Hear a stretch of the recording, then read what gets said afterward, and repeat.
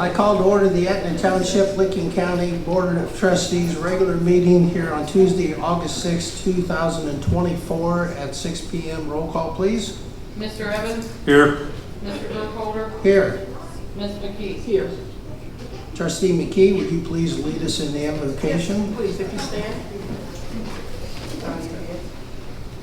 Thank you, Father God. We thank you again for a day that you have made. We thank you for allowing us to come together as a community and as leaderships in this community, Father God. We ask you to protect each and every one of us and bless each household that's represented here today. We ask you to continue to watch over our military, watch over our country, and watch over our township, and also watch over our county. Father, we thank you again for allowing us to come today and be together as we go through the township business with civil matter. And we ask this in Jesus' name we pray. Amen. Amen. Please join me in the pledge. I pledge allegiance to the flag of the United States of America and to the republic for which it stands, one nation, under God, indivisible, with liberty and justice for all. Thank you. Is there a motion to adopt the agenda? So moved. Is there a second? I'll second. Any discussion? Do you guys have any corrections or? At this time, do you have anything, Mr. Evans? Yes, I do. There's quite a few. The votes are not recorded for the executive sessions. The motions aren't in there. You talking the adoption of the agenda or the minutes? Oh, I'm sorry, the agenda. I'm sorry, that was. That's all right. This is going to be minutes. Okay. Yeah, sorry. Okay. Hearing none, no discussion. Roll call, please. Mr. Evans? Yes. Mr. Burkholder? Yes. Ms. McKee? Yes. Okay. Now we'll get to the June 18th, 2024 minutes. Is there a motion to adopt? So moved. I'll second. And you have the floor, Mr. Evans, with corrections and comments. Yeah, do you guys have any corrections or anything? I do not, but if you have, go ahead. As I mentioned, there's quite a few corrections needed in here, going from votes not entered, a couple errors, but also the biggest thing is none of the motions or votes are recorded for executive session. I'm concerned, and I'll deal with this a little bit later in the meeting, that there's no one is really reviewing these documents and matters, and I think this is just another indication. But I would like to submit these changes if you want me to go through each and every one of them, or just as listed, or table it until they can be corrected. Well, if you'd like to make a motion to forward those to the administrative assistant, I will second that motion, and then you can forward those corrections. And if you want to, we can wait until the next meeting to approve the corrected minutes, if that's your pleasure. Oh, I don't think that requires a motion. I think we would just table it. But again, my concern is that nobody besides myself is reviewing this. Okay, Mr. Evans, thank you. I would suggest then that we will table these. I'll make the motion to, before I make that motion, I will ask that you forward those to the administrative, the complete copy, and we will work with the administrative assistant to make those corrections, and we'll bring them back at the next meeting. So I will move to table. Is there a second? I'll second. Roll call, please. Mr. Evans? Yes. Mr. Burkholder? Yes. Ms. McKee? Yes. Those are tabled until next meeting with corrections to admin.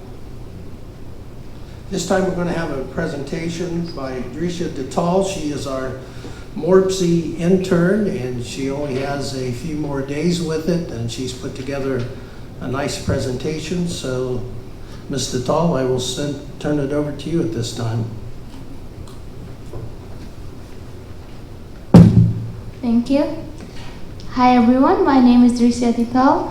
I am doing this summer internship from May. So as I come to the closer to the ending, I wanted to do a little short presentation what my experience has been so far in the township. So I spent my summer as a planning intern here in the Etna Township, and my primary responsibilities were to go review the comprehensive plan and some zoning regulations, including map and text amendments. The internship has provided me with a comprehensive knowledge of understanding the township system and the government body parts as well.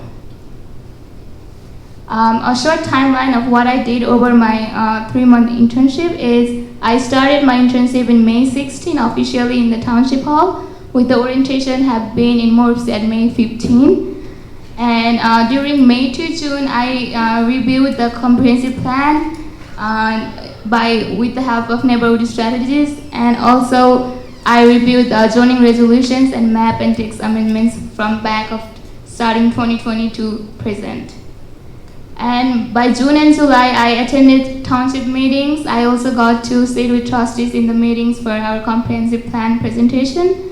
And I also attended some of the Morpsey events that was held in Gehenna last 2 weeks before, and other meetings as well. And I got to write some of the meeting minutes, which was a practice for me, and also front desk experience of picking up calls and other etc. For July to August, I am currently working on High Point Improvement Project grant writing, and also other park grant research, so we can use some funds to improve our park. These are some of the accomplishments I did during the summer internship. I got to have going to the meetings and talking about Mayor, City of Columbus Mayor. I got to experience form the networking with other leaderships as well, and I got to experience going on the site visits of developments and see how the construction and other departments in the county work too. Some of the key takeaways from the internship are I learned the roles and responsibilities of the government and other departments. I improved my confidence in public speaking as I'm answering calls and phone calls pretty much every day. And also I acquired the knowledge of zoning laws and regulations, which I was here for that internship, which I wanted to learn that one. I enhanced my writing skills, writing minutes and writing notes, etc. I also developed skills through document review and process. And finally, some professional network for my future career opportunities. Some challenges I encountered during the internship are, initially I was more concerned on how to indicate zoning regulations and understanding the implications with various projects. It was a bit overwhelming for me because I was not much in practice about that one. However, I attended additional meetings. I talked with Mr. Gary and other colleagues here, Zoning Inspector Freddie, and they helped me with that challenges and enhanced my knowledge about zoning regulations. Other challenge was communicating complex planning concepts with a comprehensive plan review process. So I done some communication skills, and I did some research, best practices, which helped me to be more knowledgeable about the subject. So what do I do on the next after the internship? I will be finishing my undergrad from the Ohio State University this December for my bachelor's degree in city and regional planning. I eventually want to go to work in public sector as well. This is why I'm here doing this internship. And also in future, I want to go grad school to pursue my master's in planning and policy. And finally, I wanted to say thanks to Trustee Burkholder, Trustee Evans, and Trustee Mackey, and holding Etna Township for giving me this opportunity. Also, Ms. Holly, Mr. Freddie, and Ms. Jackie, also our new employee, Mr. Lance, for helping me throughout the internship in the office. Thank you so much.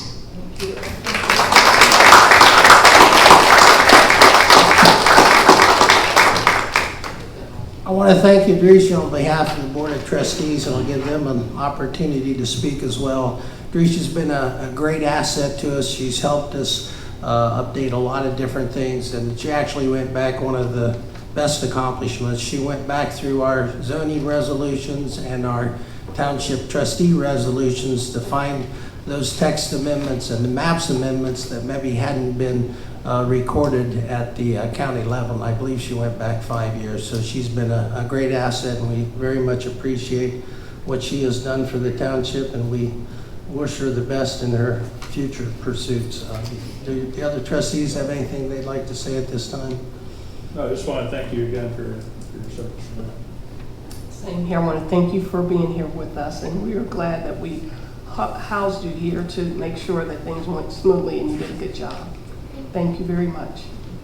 Jackie, anything you'd like to say? I'd like to thank you too for all your help, especially when we needed it in Carlisle. Well, we have a full agenda tonight, so we're going to try to keep moving as quickly as we can. This is the time for public comments.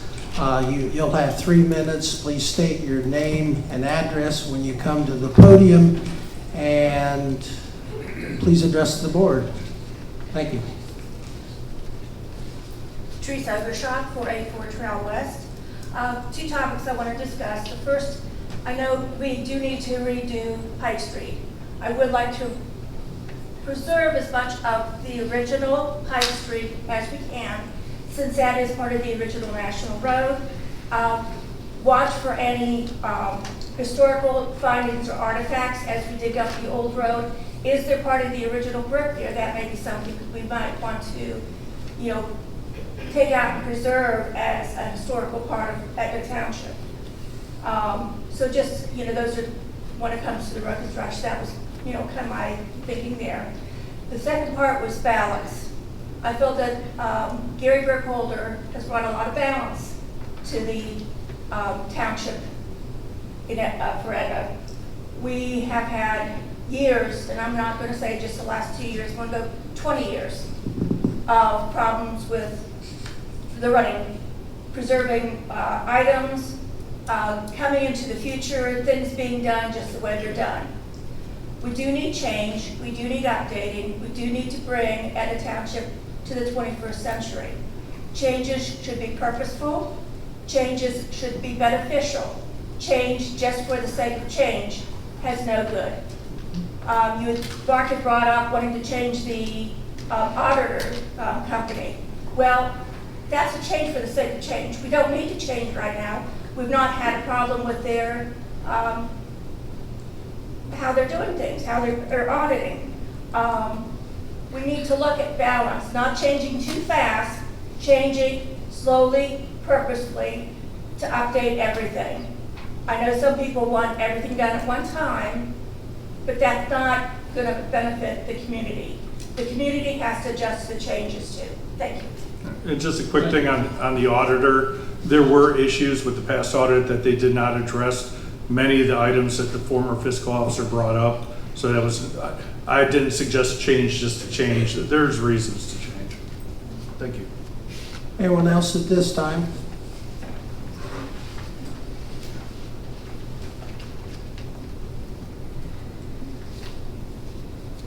Good evening. Can you hear me okay? Mm-hmm. I tend to speak too close to this microphone. So Mr. Evans, I'm speaking here. Just state. Oh, Doris Caceres Schumich, 9136 Mink Street, Etna. You can take that out if you need to. Okay. I know it's kind of, That's can you hear me fine. okay? Yes. All right, so Mr. Evans, since I don't have a Facebook account, I'm speaking here to fulfill your Facebook request for input for the refugee and Mink Street roundabout. So I wanted just to state that I feel that roundabout is unsightly and unkept, and driving past its oversized and unattractive rocks is as bad as looking at a crushed stone mound at a construction site.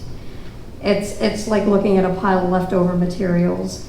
To me, it's unclassy. It's an unclassy way of going in and out of Etna. And our website, one of the things that's mentioned is that we are an attractive community, but not with that type of structure. It really makes our township much more unattractive and degrading.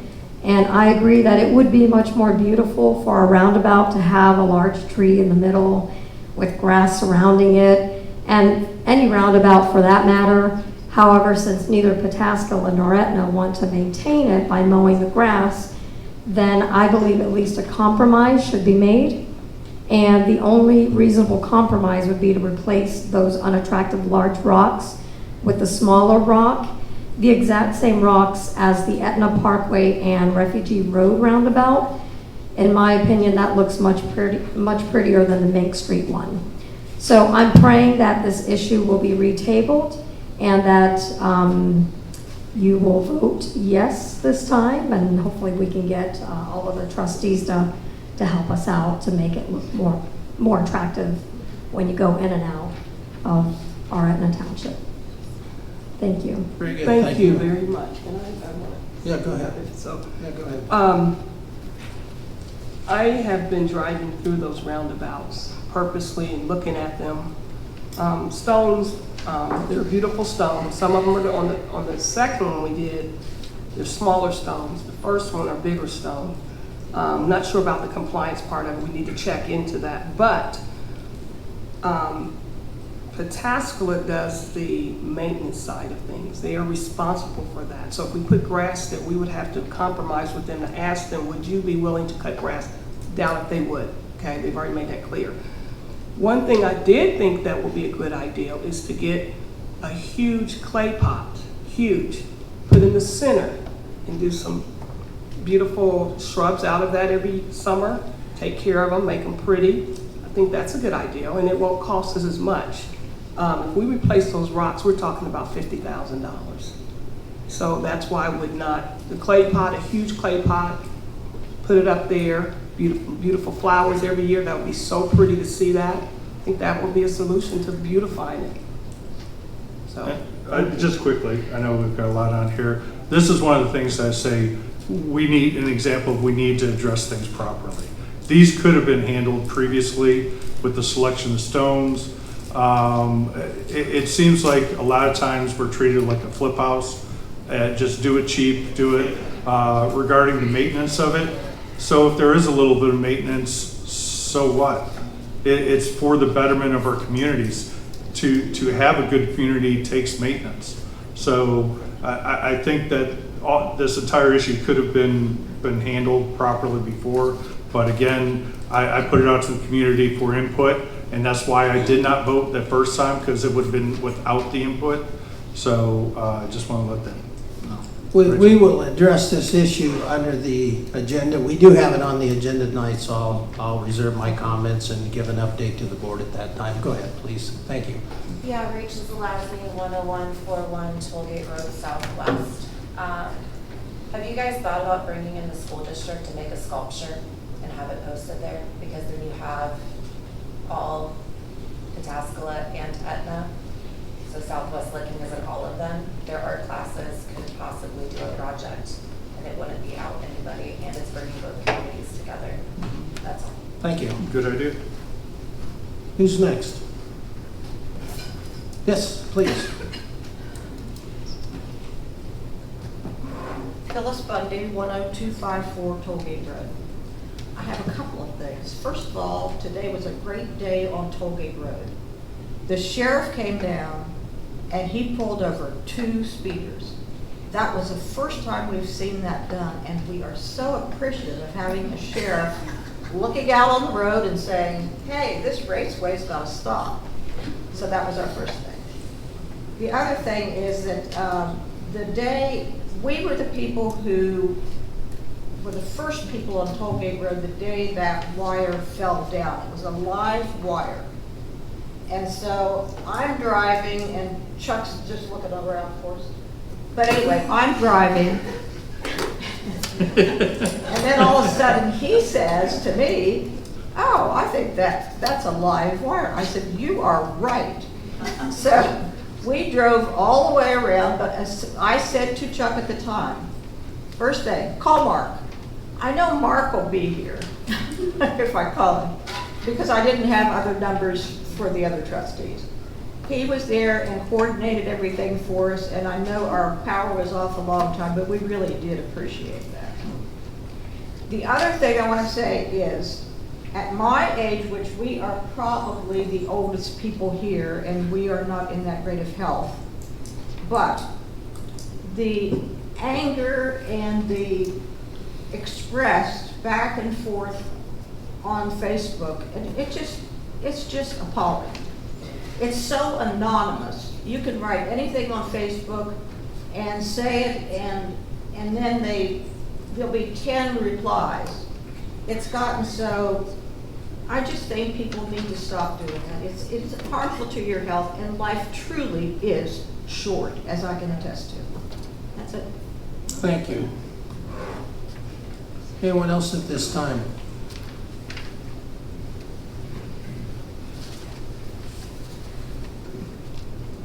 Ryan Davis, 8807 Watkins Road. I'll stand for 3 minutes because you've got a lot to do tonight.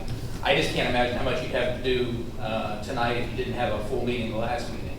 Mr. Evans's proclamation here, where he actually uses the word impeding when he voted against having a proper meeting, the last meeting, is mind-blowing to me. So what I look for is a turning point in the township tonight, because no matter which way the board votes for this resolution that Mr. Evans has presented for the board for later, it will be a defining moment where the board can move on. Whichever way it goes, the board can move on from this point. So I look forward to putting this to bed. No one is stopping anyone, as far as any trustee, from doing any work in the township. So any work that can happen in the township can be worked on and assisted by any trustee of their choosing.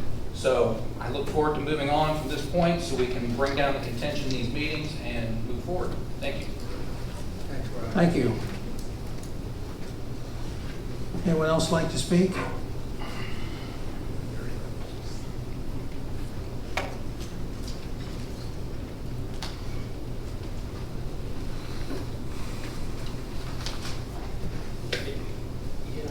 I have a few prepared remarks, but I wanted to make... So let's state your name and address, please. Yeah, Thank sorry. you. Go ahead. John Hanson, 51 Ridgewood Drive, Etna. I do have a few prepared remarks here, but one thing I'd like to say, I mean, I'm not without total empathy for Mr. Evans. I remember a time, it's been a long time ago, but when I was a know-it-all, had an answer for everything, was obese, angry, failing business. I went through all that and had a little self-introspection. I'm seeing that that's not happening here with the type of, comments and the Facebook stuff. So, and a few days ago, Trustee Mark A. Evans, I guess we know what the A stands for now, published his demands to the township, demanded that all other trustees and citizens of Etna Township bow to his authority and turn over all direction and decisions of the board to him. This is the single best piece of comedy Mr. Evans has written. His 1:30 a.m. rant press release trying to justify the $80,000 he paid for bullying and pushing out the former administrator, as Trustee Evans calls her. That was hilarious, but this really tops it. Suing the township repeatedly is pretty funny, but this is comedy gold. Usually a political coup is more subtle, and unless a charismatic dictator leads it with a standing army, then they are unsuccessful. Mark has no army, no charisma, and only a few colluders who help him censor and ban people on Facebook who say anything Trustee Evans perceives as hostile toward his authoritarian goals, and generally by his stupefied nonsense. In a more serious vein, though, Trustee Evans has skipped the part where, to be a good leader, you first have to be a decent person. Trustee Evans cannot listen to or accept any help or guidance, as Trustee Burkholder is now discovering. Trustee Burkholder has shown amazing restraint with the bully Evans. Since his election 2.5 years ago, Trustee Evans is the common denominator of everyone that has left the township. the toddler-like attitude of Trustee Evans and his us against them shtick, which is what he operates every day, and his constant gaslighting makes it easy to predict who he will attack. You have 30 seconds. But he is destroying the township. No one trusts the trustees. It's an awful mess. We deserve better. And I'd like to just quickly respond to that. I We're did not not done. force, I don't, your time is, but Your time is. no, nobody was forced out and nobody left until Mr. Burkholder came aboard. But those that left hid files, charged over desks, refused, it left this township a mess. Okay, sir, please state your name and address, and then you'll have your 3 minutes, sir. Aubrey Hanson, 160 Roland Road. Trustee Evans has no business or political success to speak of. While he constantly gaslights others for having no experience, his only public experience is leading Can you a... use the mic, please? There you Sorry go. about it. That's fine. His only public experience is We can't leading hear you. leading a negative campaign against John Carlisle. Trustee Evans is desperately looking for something to run against for this election, assuming that he can keep the public records and shenanigans hidden long enough, and if Facebook censors stay loyal. Trustee Evans tried to set up 3 main employees for his torture and verbal firing squad, but they all wisely left or was pushed out. He loves to investigate and smear people, mainly on Facebook, like a teenager. Gary and Mark have easily broken the spending record that was first previously set by Mark himself. Regarding passwords, would you want Trustee Evans poking around in your emails? As to the security camera password, Trustee Evans is the guy who sat at home surveilling the other trustees, employees, visitors, residents. Please be and quiet in guests the gallery. at the township hall, signing on to the server more than 400 times within a few weeks that he had access. Now he's begun his color revolution against Trustee Burkholder, who 7 months ago was his savior. He continues to try to divide the citizens Marxist style and is, again, us against them trope, launched by posting his resolution or revolution. Trustee Evans' resolution demands that the new administrator report to him. So whoever you are, get to the gym and be ready to bear the weight.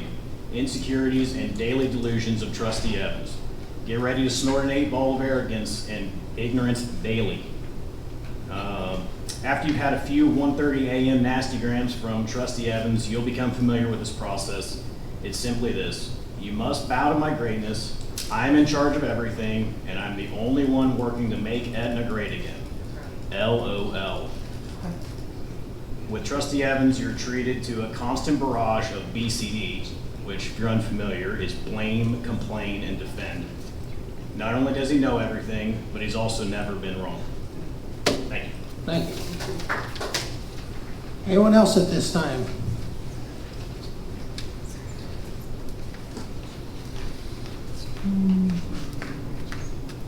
Kate Hobbs, 160 Roland Road. I wanted to thank Trustee Burkholder. Our road sign at Roland Road was, I believe, a victim of a car wreck several weeks ago, maybe months at this point.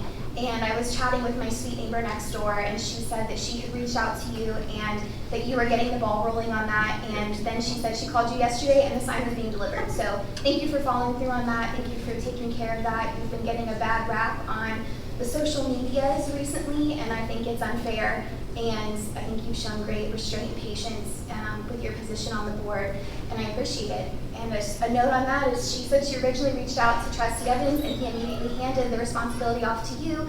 And then when she let him know that she had reached out to you, he responded back with a long negative answer, which she didn't read, and just said, stay positive, Trustee Evans. So I would just echo that, stay positive, and thank you, Trustee Burkholder, for your work for the community. And I'd like to make a correction on that. She reached out to me when Trustee Burkholder did not respond to the other neighbor. We needed a response from the prosecutor on that, and Mr. Burkholder is the only one that can authorize it. Mr. Burkholder failed to respond to that, and that is why I could not do it. Sir, just restrain. So I can respond. So that is, and I recommended for her to continue contacting Mr. Burkholder until he does respond. So I'm glad to see that it is being resolved, but again, they reached out to me because of a lack of response. Well, hold, before, I'm not gonna argue on this issue. I will give you a little context. I did talk to our street superintendent. Those signs were originally replaced by ODOT. He contacted ODOT. ODOT indicated in the past we could get grants from ODOT to replace signs in the township. And once you got an award, you normally didn't get a second one. We hope to go ahead and apply this year for that grant so that we can replace a lot of signs. But in the interim, it is a safety issue. Those signs were supposed to be delivered today. So I went ahead and authorized the cost on that to get those reinstalled. And there was also a request for a no outlet sign on that sign, so people, because there's a lot of dead-end traffic. So I don't know what took place prior to that, but I did investigate and had a direct conversation and worked with the superintendent to get it resolved. Sir, state your name and address, please, and I'll give you 3 minutes. John Kennard, 10785 Palmer Road, Tassel, Ohio. I'm kind of lost for words. No clapping, no clapping. And I believe 2024-037 is really real. I seen Mr. Transparent's rant onto Facebook where he put like 15 things on there that he was the lead man and that nobody else was backing him, and Mr. Burkholder was just not doing his job and neglecting everything. And the reason that the positions aren't filled is because Mr. Burkholder, and he's been trying to do this and he's been trying to do that. And the reason we don't have a zoning inspector is because they just don't like the desk, and he's an inspector reader, and he can rearrange the desk and get the computer all lined up, and a zoning guy will jump right in that position and say, hey, thank you very much. when we all know that he is the one that all 3 positions in this township is vacant is because of him. I was glad to hear Ryan say a couple meetings ago about this camera behind me. That is Mr. Evans's personal property. Everything on there is his personal property. It has nothing to do with Etna Township. He uses that, he sits at home and he goes through it and he filters through it, and then he pastes stuff on Facebook. He's put my picture on several times. I've asked him not to do it. I've told him he doesn't have permission. I've called Newark and complained. They wouldn't do anything because he's a politician and they're above the law, yes. But that's all his personal, he acts like it's to let the township know what's going on, but he sits and goes through that. I had somebody outside ask me to take a picture with me because he's made me famous. Most people didn't know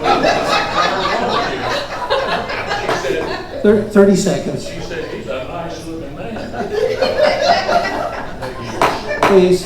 She might not say that. But I hope that you guys do what McGee and Johnson did. Put him in the back seat as an observer. And I'd like to say for context, that picture you're talking about is when I was a resident here harassing me during a meeting. So your conduct has been suspect for quite a while. Okay. Yes. Okay. We're not going to have any more public comments than Mr. Evans. I'm going to ask you to restrain yourself. We're going to get on with the business here. You don't have to respond to every single comment that is made. I have consistently asked you to quit relitigating the past. Now our next speaker is here, so let's give her the respect. Let's give her the respect to speak. He's trying to get me kicked off the jets and all. Judy Catmeyer, 29 Roma Court, Etna. Okay, I am so glad that I am not on Facebook. Anyways, some people have way too much time on their hands. But my concern is, am I the only one that is concerned about Intel moving in here and they just laid off 15,000 people? That's all I have to say. I think that we can move on. Thank you. It's there now.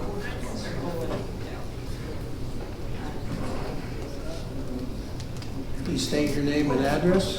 Kathy Johnston, 254 Trail East. Can you pull that maybe a little bit Can you closer? hear now?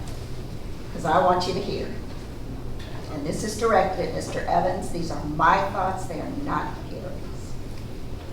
On April 24th, 2022, the Columbus Dispatch ran an article, and they quoted Ms. McKee, who was explaining why Mr. Evans was removed as president of this board.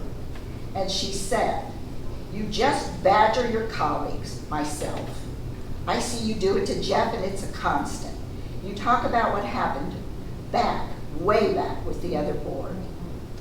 You badger me on a regular basis. You question us like we're your children. They don't even know the emails you sent." And here we are, 2 years, 3 months, and a handful of days later, and you're still doing it. You're still at it. And all you want to do is talk about things like the number of days Gary's been here and nothing's been done. You want to talk about days? Well, let's talk about the fact, first of all, you have zero leadership ability. You have no operational expertise. And you are anything but a team player.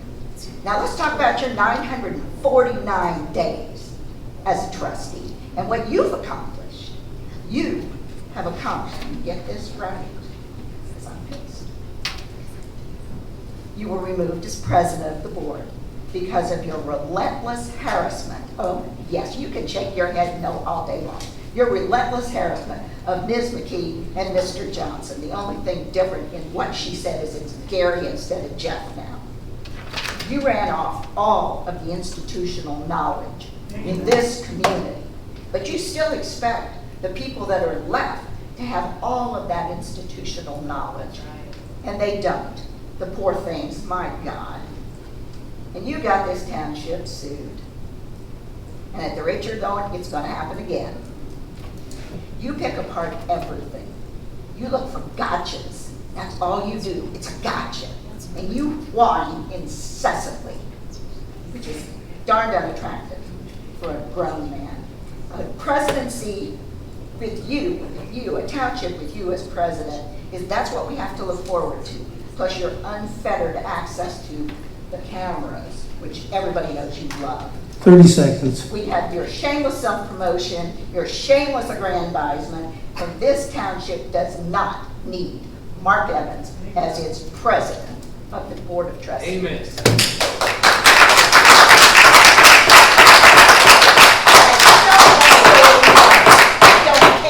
Order, please. As the partner to the president, I wouldn't expect anything else. Oh, that's right. You're out of order, Mr. Evans. You're a piece of work. Okay, anybody else now that we're on a roll? Anybody else would like to come up and I want to give everyone an opportunity. I want to give everyone an opportunity to speak in fairness to everybody. So again, I'll remind you we have 2 minutes at the end of the meeting. We've got a lot going on. We've got some interviews tonight and some other things we're dealing with, some updates, some legal updates. So we're going to be in executive session. Let me see what time it is here. And we're moving along fairly well. If there's no one else, I guess we'll move on to the agenda. We'll go to the road department. Mr. Evans, I guess I'll ask you, do you have any updates on the paving or the ceiling or anything and what that schedule is going to be? Yes, Reclamite is tentatively scheduled to start their application, or not Reclamite, Pavement Tech with the Reclamite application, August 14th on Palmer Road, Etna Parkway, and Heritage Drive. Weather contingent. Strouser has a tentative time period of September, October for the Cape Seal and microsurfacing. I've spoke with Don Copley, a road superintendent. They've been crack sealing the required roads, and there was a little hiccup where they were sealing a little bit more than they should have. I've addressed that with Mr. Copley. And along with that, correcting and repairing the road edges on the roads we need. Once we get a little closer, Strouser will let me know when it is for sure scheduled. I'm just trying to make sure that we can get all the crack sealing repairs done before they do that. And I think that is it. Except if you, is the roundabouts and the roads, or is the... Yeah, we can talk about that now. As far as the roundabout, I guess I want to give some clarification. I've been going to the update meetings on the refugee road improvements and reconstruction. The stone came up several months ago, but what I want to clarify is the planning on those roundabouts took place a long time ago. That planning was finalized. And the only thing that was going to happen on those two roundabouts was that they were going to have some kind of stone in the center. I've had a lot of questions. Why are they so tall? ODOT said they wanted them taller. They didn't want people running through them. Other places, they're not that tall. The maintenance was an issue. I was updated that Pataskala takes care of all the maintenance. They didn't want grass, they didn't want trees, they didn't want bushes. At that time, when I came to that update, the rock went in, I saw it, I brought it up at the update meeting. I said, that rock is terrible. Pataskala said, we're fine with it. At the next meeting, they said, hey, we're getting a lot of calls too. We don't like that. I said, well, if we can only have rock, it needs to be a better looking rock. So they brought in a sample of number 4 river rock, which is what you've got at the Parkway. I agree with my fellow colleagues. I'd like to have a nice thing like you see in Newark with flowers and trees and bushes and grass. But the problem is that wasn't in the plan. So the only option we have is do we stay with that ugly rock forever? And I do agree with Ms. McKee, $50,000 is exorbitant. Now, recently, this last week, I found out that rock, the rock we don't want at Mink, is out of spec. It was supposed to be 2 inches to 6 inches. It's not. So in my recent meeting yesterday, we've had the talk that ought to be removed at no cost to the township, but we would have to pay for the new rock. The new rock is, what I've been told, is $6 a ton, and they had about 40 tons in the Parkway roundabout, where it does look better. I wish the whole thing could be changed. That's probably going to cost more money, and that will be a more expensive change order, and it could be done after the fact if Pataskala would agree to that original cost. $50,000 was an estimate to be split between Pataskala and Etna, and that would be rolled into the loan so there would be no cash out of pocket for either entity. And Pataskala is willing to do that. Now, subsequent to that, the director of the TID, which is Bill Lozier, has put out to the contractor as a deduct that we're not going to pay for the removal, but can you give us a cost to remove it at your cost and then put more attractive stone in? Those are basically our options. This board will decide what we do. I think that's a good option. We haven't gotten the word back yet, so I don't know if we can decide tonight. I want to know how my colleagues feel. My sentiment, which I expressed to the county engineer, to the director of service in Pataskala, and to the TID director, that I feel that if they're not going to honor and take that stone out and put in what should be in there, that we should pull the bond. We should say we're not going to pay them for that section of the road. So that's the update on the details on what has happened. I wanted to update my colleagues here, and that's where we stand today. But this idea that, yeah, that should have been a long time ago, it should have been. But I wasn't here. That might have actually been planned with Mr. Carlisle. So it is what it is. But this representation that somehow somebody on this board did something wrong or incorrectly is not correct, Mr. Evans. So that's where we stand. I'll turn it over to my colleagues and get your opinion. Well, I would like to correct you that it was during Ms. McKee's oversight of this. And again, even with the changing to the smaller rock, I think it should have been maybe brought to the board. That was your decision to support that. These are the things, it's the little things that can make great improvements here. And with a little foresight, I think we can do it properly instead of always trying to have to fix things at additional That's costs. fine. redo Wait, things. Mr. So, Evans, please but stay with on, this- please stay on topic. What do you want to do with this particular problem Well, I facing don't- the township? it- What is your do you want the rock replaced? And I'm yes or trying to no? respond to you. Well, I don't need a dissertation. Now, there- let's move on. What do you want to do with the rock? So they're not charging to remove it, are they charging to replace it, accept the material? That commitment has not been made by them yet. That is what Mr. Lozier, who's over this project through the Transportation Improvement District, that is what he has suggested Okay. to them. Well, I believe that there should be no cost to remove or replace it, and any difference in the cost of materials for the Riverstone versus what's there now, what they charged us, if the Riverstone is more, then pay that difference, but we shouldn't pay that full amount. But even at 40 tons at $6 a ton, it's not a significant amount, but if they're gonna be charging labor to do that, to install it, spread it, I don't believe we should be paying that. And I can respect that, and I feel the same way, that we shouldn't have to pay the labor, and I'm glad you clarified that, because obviously to have to put that back in, it's how hard do we want to push. But I agree completely. I brought up the fact, why should Etna Township always be second rate when it comes to aesthetics and doing a quality job? And the fact of the matter is, they made the mistake. It's now been verified. That stone that is at Mink is not in specification. And then the attitude was, well, they'll get a deduct to take out the stone that's not in specification and put in. Are you going to handpick every single rock on that amount? It's ridiculous. But that's the kind of commentary and pushback we're getting from the contractor. Ms. McKee, I'll turn it over to Well, you. just to be clear, if we do go and spend the $50,000 and we split the cost with Pataskla, we're talking about $100 a month for the next 20 years on our loan. Thank you for that clarification. And if we're going to have to live with it, I agree with the earlier comments. That's a gateway to our community as well. Whether it's on 310, refugee, wherever you're coming in, there has to be a higher standard. I'm sorry that it didn't get caught earlier, but we're trying to fix the problem now. And then regarding that project, also been in contact with the resident regarding that damaged tire. Yep. Apparently he got a response saying that it was turned over to their insurer. The insurer declined it because there was no proof. I don't think that's appropriate.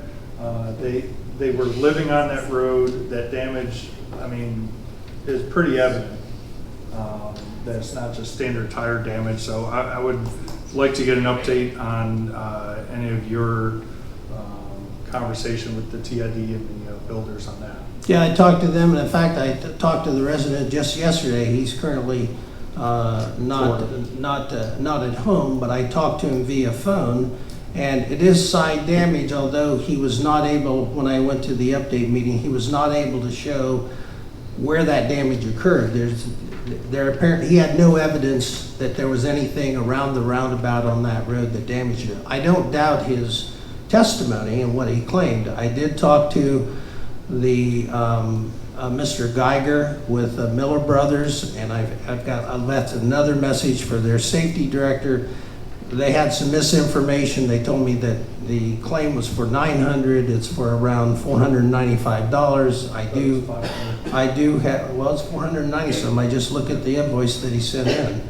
So I've got pictures of the tires. I've got the invoice that he had. I've talked to him, and I've left a message for the contact at Miller Brothers to follow up and say, well, we still have the claim. Your information was erroneous. And believe me, I gave him an earful when I went back in there and said, this has been going on for 2 and 3 months, and I said, I'm sick and tired of it. Residents don't appreciate you not getting back to them. They did turn it into Travelers. Travelers denied it. So they were supposed to send me information that they had from Travelers, and I have not seen that. And they could have sent it today, but I don't believe I've received that. So we're going to have to continue to push to get some kind of resolution on that problem. So I followed up on that one as well, Mr. Evans. For a $10 million project, this is $500 claim. I don't see why this hasn't been just handled. And again, well, Mr. Evans, let's just make it clear for the record, for the minutes in front of everybody else. The township administration has been working diligently to do that. So if you have a complaint, Why don't you call Miller Brothers and Travelers Insurance and assist instead of constantly criticizing the board and the staff for trying to do our job?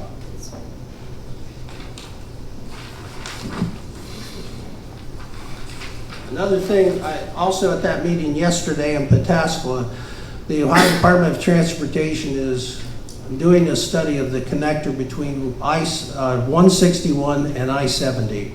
And to do that connection, they're looking for solutions. They want to have improvements to the road for a connector from obviously our township up to 161.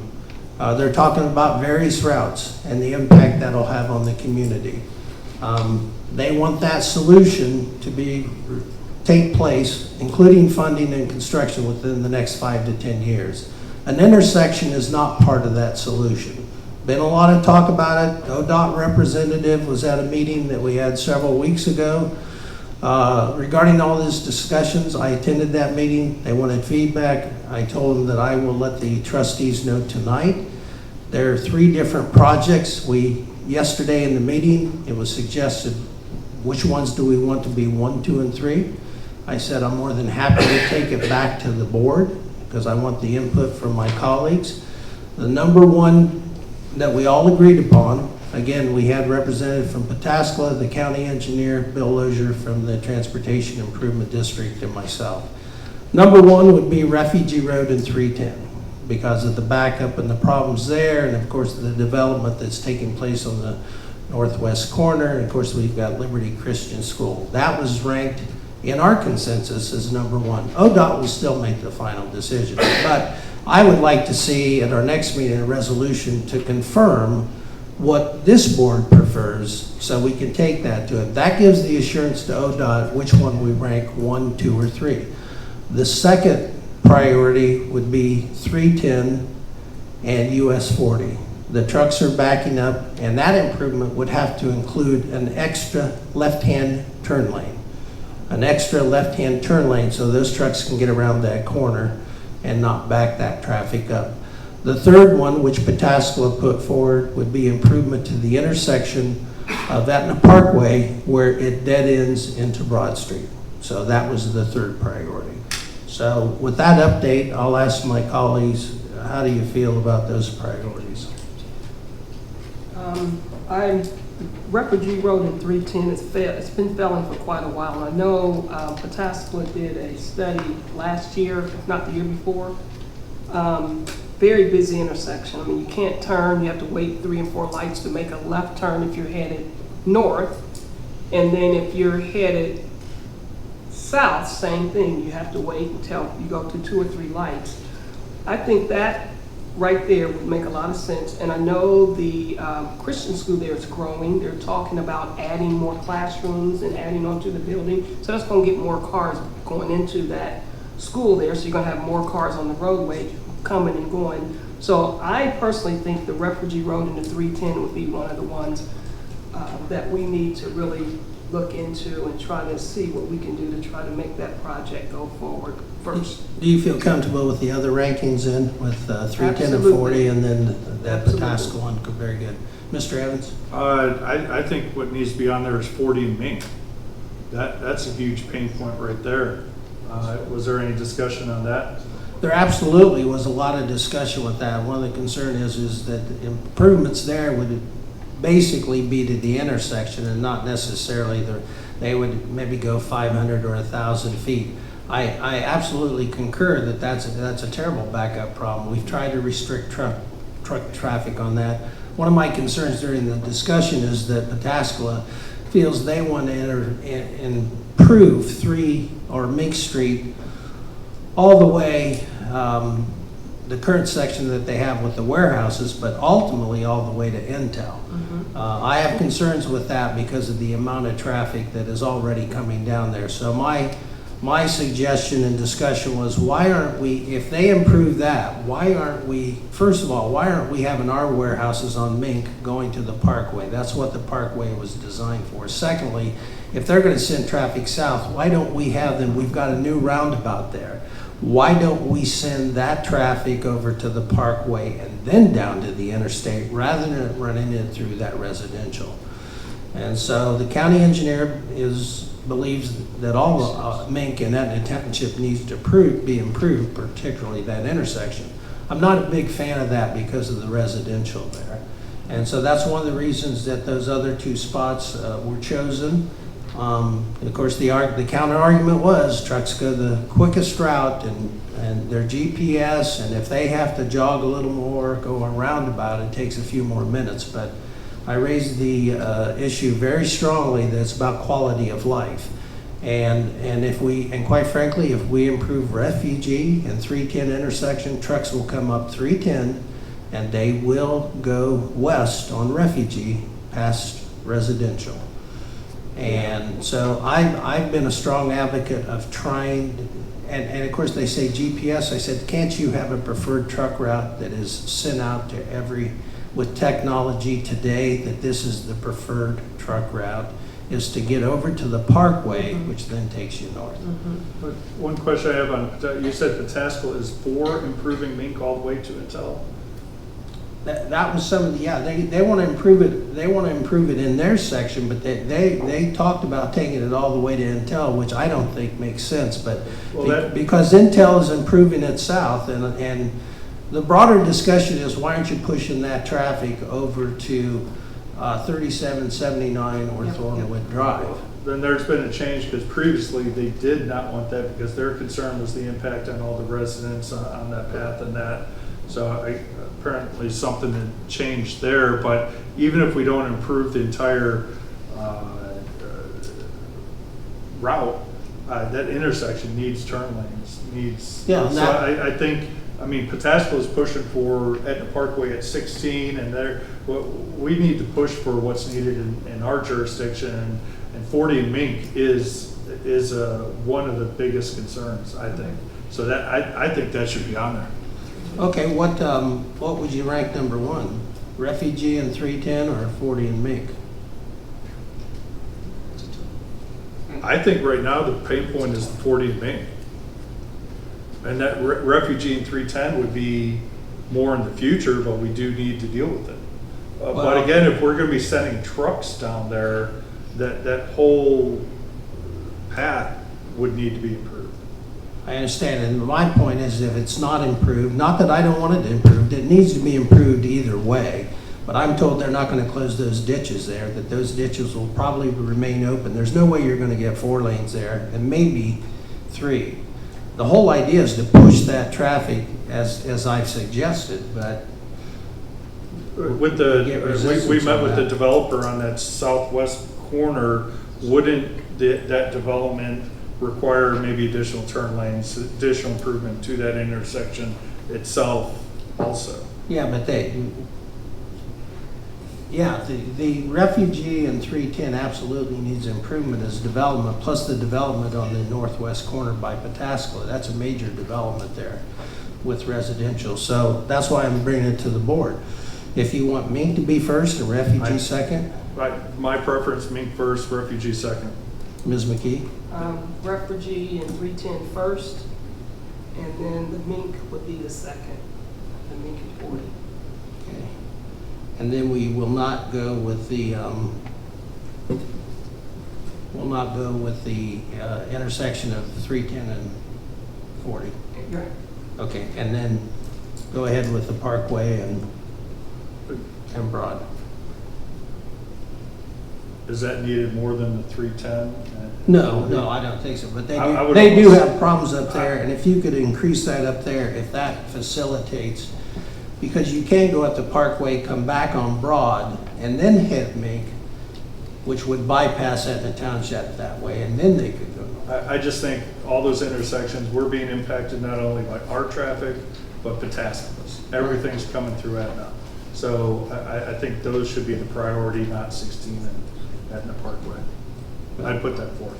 Well, I'll convey that to them and we'll see where we go. But I think one thing we have to realize, they have skin in the game too, so we have to consider their impact as well. And some of the things, if we improve there, may give us the advantage to reroute that traffic so it doesn't go on Mink and it takes, the Parkway and Refugee, which is already improved. So And then, Let's get that in the minutes and I'll convey that back to the group. and then on refugee, are we discussing the overage on that or the additional need for the right-of-way?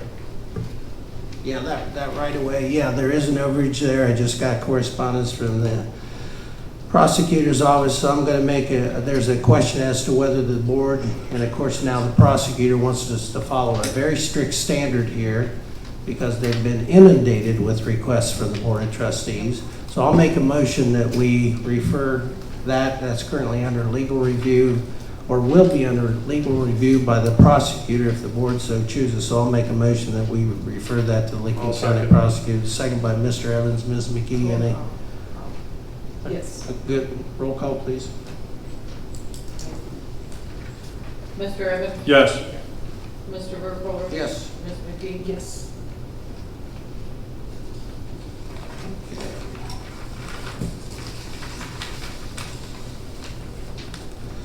Stormwater, we had a stormwater soil. Zoning. Oh, I'm sorry, zoning. Oh, yeah.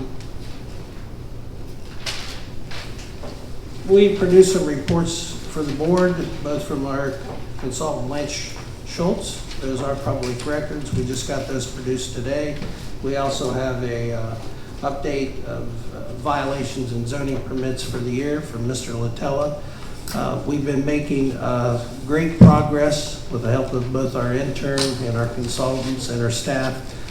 And I'll just be very brief. A lot of planning reviews. We've got BZAs coming in. Mr. Schultz is very helpful working with our BZA chairman as well as Mr. Latella to prepare for those. We've had text amendments come through. We've discovered deficiencies that we're not properly sending our map and text amendments to the county. They do have to be recorded with the county recorder as well. We have one that we got half of it there. We have to get the other half, the exhibit. So progress is being made, but a lot of things were not entered into our computer system. And so we're changing the process on that as well. I'll be happy to answer any questions that the trustees have regarding those reports. And I think it's a good idea we continue to give those, to give some kind of progress report. And I can say I'm very pleased with the team working together. Our administrative assistant has expertise and prior experience in using iWorks, our zoning software. And so it's a collaborative effort, and it's going to take time. I'll just throw in now, when we want to talk about the Records Commission, we've updated our record retention. We've cleared out quite a few boxes there. We've cooperated and facilitated the West Licking Historical Society. They picked up about 6 or 8 boxes the other day. Anything they don't want, then we can destroy once we get approval from the state. So we're making good progress there. Our next goal will be to work on the fiscal officer's office as well. And then we're going to work on the administrator's office. We're working in zoning as well with some of those maps and trying to reorganize, but the progress does take time. So any questions from the board regarding those reports, and any questions about zoning? I do. On the M1 zoning resolution that was filed, it was incomplete. Was that corrected? That's what I just reported. That you have the Exhibit A? You have the Exhibit A? Yeah, that's what was passed. Yes, but there's a question as to where in the last 2 years you've been here, where are the signed resolutions and exhibits kept, Mr. Evans? Oh, I have no idea. I asked before she left, Ms. Brown, where the resolutions are kept. She refused. I still don't know.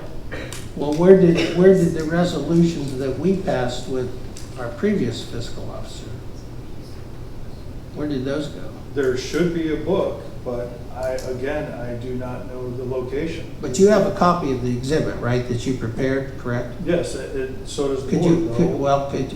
Could you send that, please, to the admin, and we will have that recorded to correct that omission there. The actual resolution is on file with the Licking County Recorder. And I'm glad you brought that up, but that's another thing that we have to correct. On all these other resolutions, we've got to go back and check. We can do a search. I already know that a lot have not been filed by Etna Township. That's some of the cleanup work that we're doing currently. So if you have that, send it over. We'll get that one corrected, and then we have more to do. On the AB, the LB, and the GB, we will have a report and some recommendations. We had a nice meeting with the Planning Commission. Mr. Olson was kind enough to come in and work with Mr. Schultz, and we think that can go forward with minor tweaking, taking in consideration with the Lincoln County Planning Commission, their concerns about that. So they're working on that. Their hearing was recessed, and as soon as we get them a report, that board will set another date or continue that hearing to review that text amendment. Okay. Regarding the M1, but those kind of things, I think we need to review things before we submit them. Need some oversight. But regarding the iWorks, I spoke to Nate with iWorks today. We went over a few things. There was a proposal to add the module which would contain and track the variances, plan reviews, and all that. I think we should move forward with that. It also contains ArcGIS, automatic update every month for an additional amount. I think currently we're paying $2,400. The total is, I think, $6,750. Again, we've got several properties that we don't know what variances were applied or anything, and this is a system that we need. So I'd make a motion to move forward with the additional module and GIS. Is there a second? Is there a second? Hearing none, the motion fails for lack of second. Mr. Evans, I'm happy to put that on the next agenda. I'm aware of that module. In fact, I want to give credit to Holly Palumbo, who suggested, and working with Mr. Schultz and Mr. Latella, we said, hey, we can expand this for a small amount so that we get more of those records on there. I want to give the full board the opportunity to look at those, and that was on our radar, so we will put that on the next agenda. Anything else? Okay, stormwater. We had a complaint on Hillview stormwater issues, and that the water was backing up into a basement. It was suggested that that possibly was because of the stormwater drainage in the right-of-way. Had tree roots. I went out, personally met with the resident. She showed me what her plumber had done. I got with our street superintendent. He and I went out there and investigated. It did not appear the problem was in the right-of-way, but to go the extra mile, we coordinated with the Southwest Licking Water and Sewer District. We got them to come out at no charge to us, and they showed our road superintendent how he could put that camera into the line, how to operate it.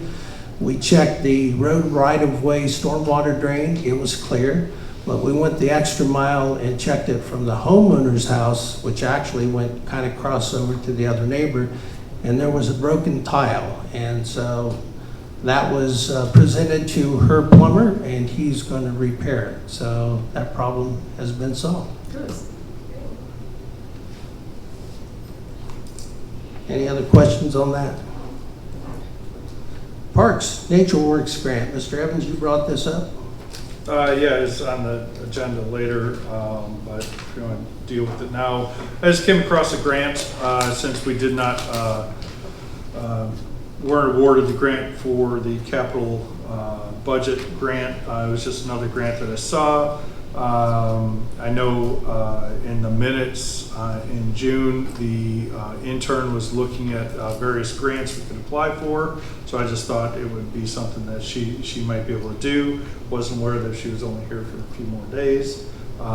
So I don't know if it's something that we want to try to apply for.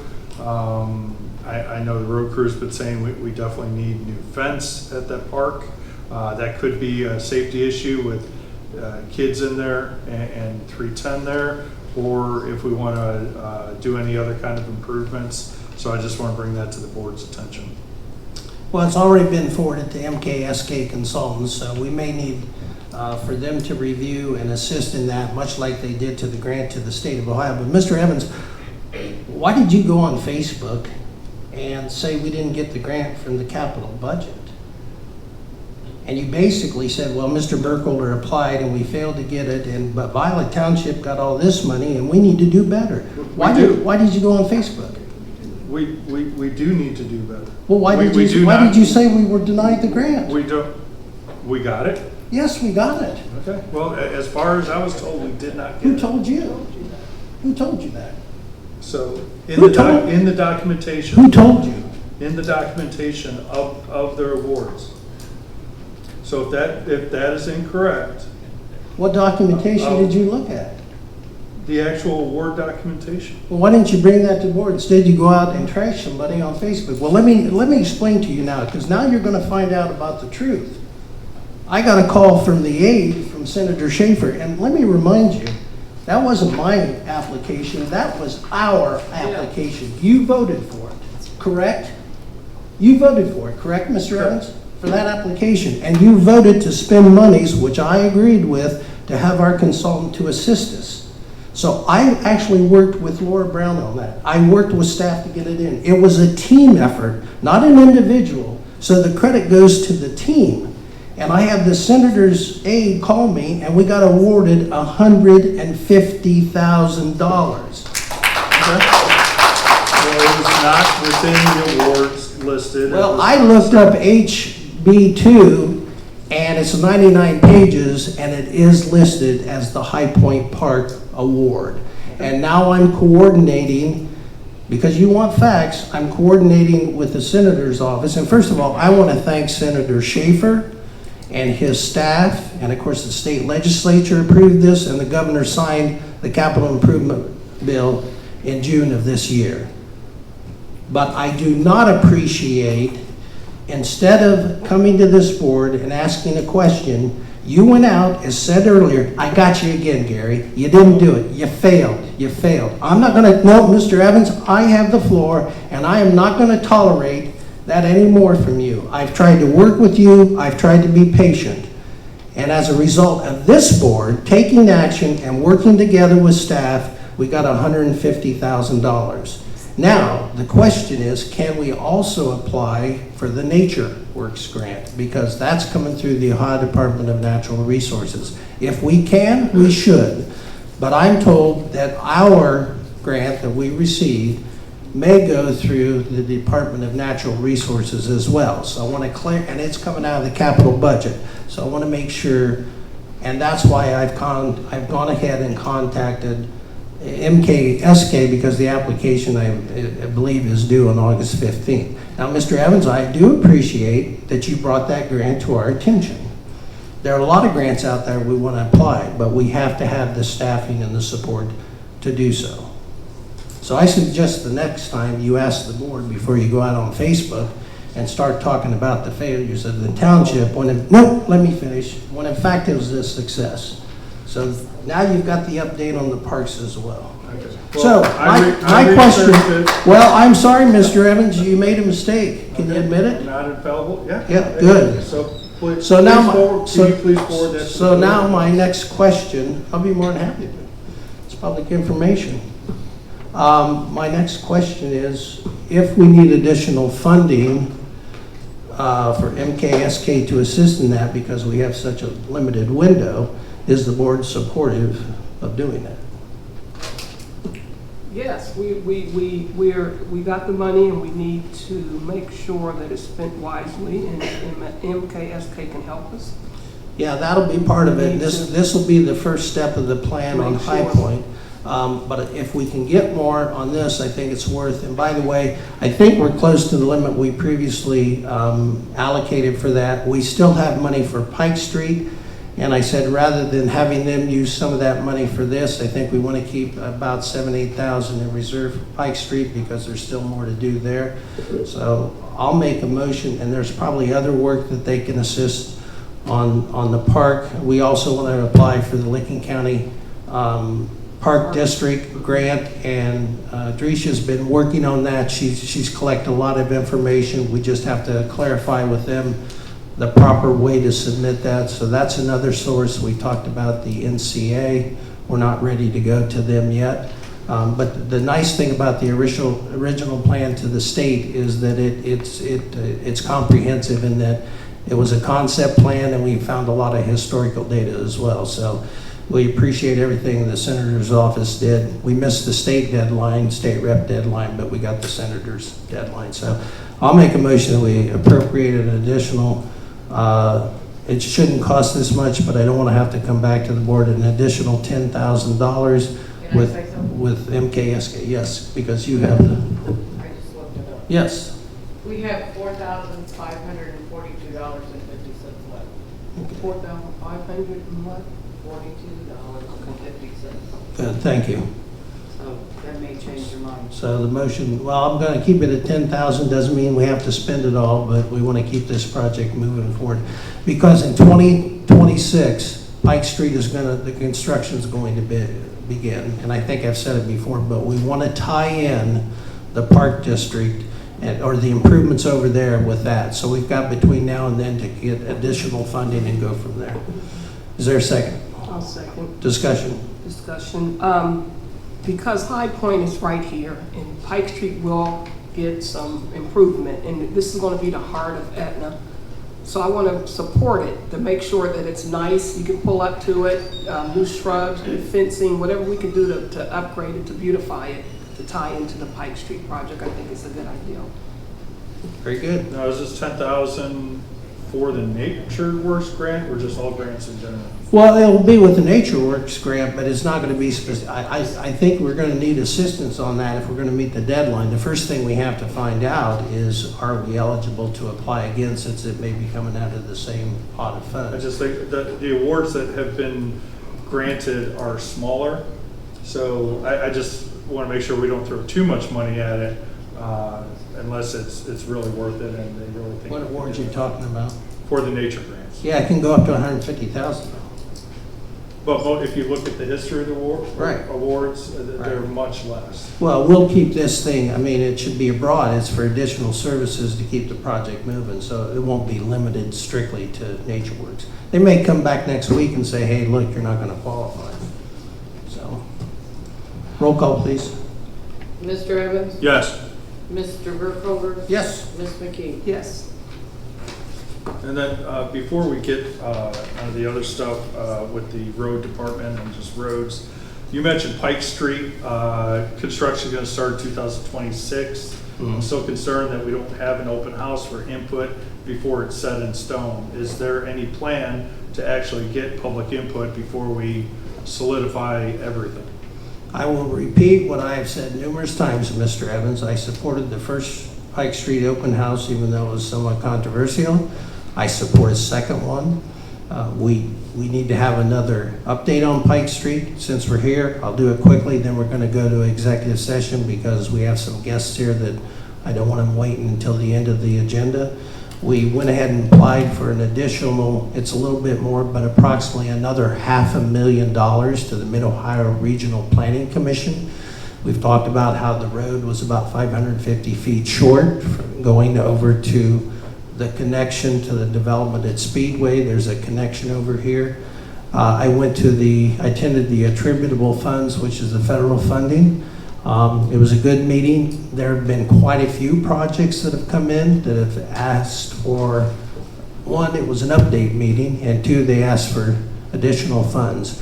They only covered the top two, which were huge, millions of dollars more money being asked for. We're kind of down there with only 500,000. So to make it brief, the committee, that's a committee, their recommendation is that these additional requests not have to compete with new applications for funding. Now, that will be their recommendation to the full commission, and I believe it's sometime in October then the commission will vote. So I'm hopeful, but nothing firm yet, that the full commission will approve those additional requests and we'll be able to receive another 500,000. That will include some match from the township as well, but to cut that road short at the culvert up there made no sense. So that'll be an update. We'll have an update on that, and I hope we can get some renderings and some more solid figures. We've talked about the lighting, we've talked about the trees, but I'm all in favor of having a 2-hour open house. when we actually have something to show the residents, so they have something to comment back on. I can't tell you when that'll be.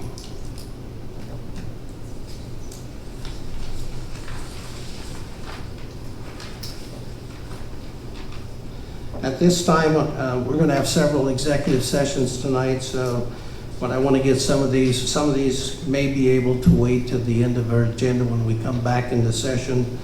But I move to go into executive session 121.22, and that is to consider the employment of a public employee.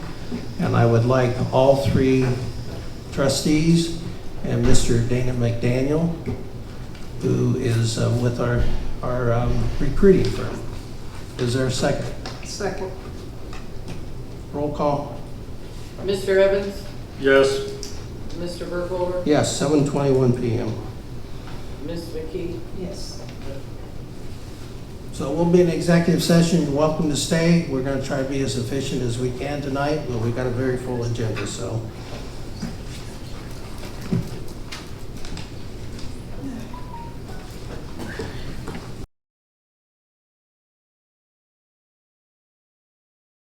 Thank you. Is there a motion to come out of executive session? Yes, I'll make a motion So to come moved out. by Ms. McKee. I'll second that. Roll call, please. Mr. Evans? Yes. Mr. Burkholder? Yes. Ms. McKee? Yes. We are out at 8:40 executive session. Okay, thank you everyone for being patient. We just have a tremendous amount of things we want to get through tonight. I think we've talked about the Mink Street roundabout and under old business, fireworks. Mr. Evans, you want this on the agenda? No, I didn't ask for it on the agenda, but we can discuss it. You brought it up. After that last one, I've reached out to the fire department, other individuals, Hamburg. Been speaking with Ken there about alternate locations. Reached out to a few other entities, haven't heard back about alternate, again, locations. And with the proximity to the Labor Day date, I'm not sure if we're going to be able to get anything done. We could possibly look at later in the month, but if we did it the Saturday of Labor Day, before Labor Day, that would be August 30th, I believe. So time's kind of winding down. You know, I don't know if the board wants me to still try to find something. Again, I brought this up earlier in the year. I think we just might not be able to do it. I've heard from many that, you know, they're kind of disappointed if we don't. So what's the pleasure of the board? Well, I'll be quite frank. I love fireworks and I'd like to have an event, but it's about capability and capacity and timing and prioritizing things, and we're trying to build our staff. So I'd like to have fireworks too. I do want to make a public service announcement, which I've been requested by one of our residents, that we would appreciate. There are many people that are shooting these fireworks off every other day, every week, and not events, and just be cognizant of your neighbors and the fact that they have dogs and, in our case, horses or other wildlife or other animals, or sleeping children, or, you know, people my age that are trying to sleep, and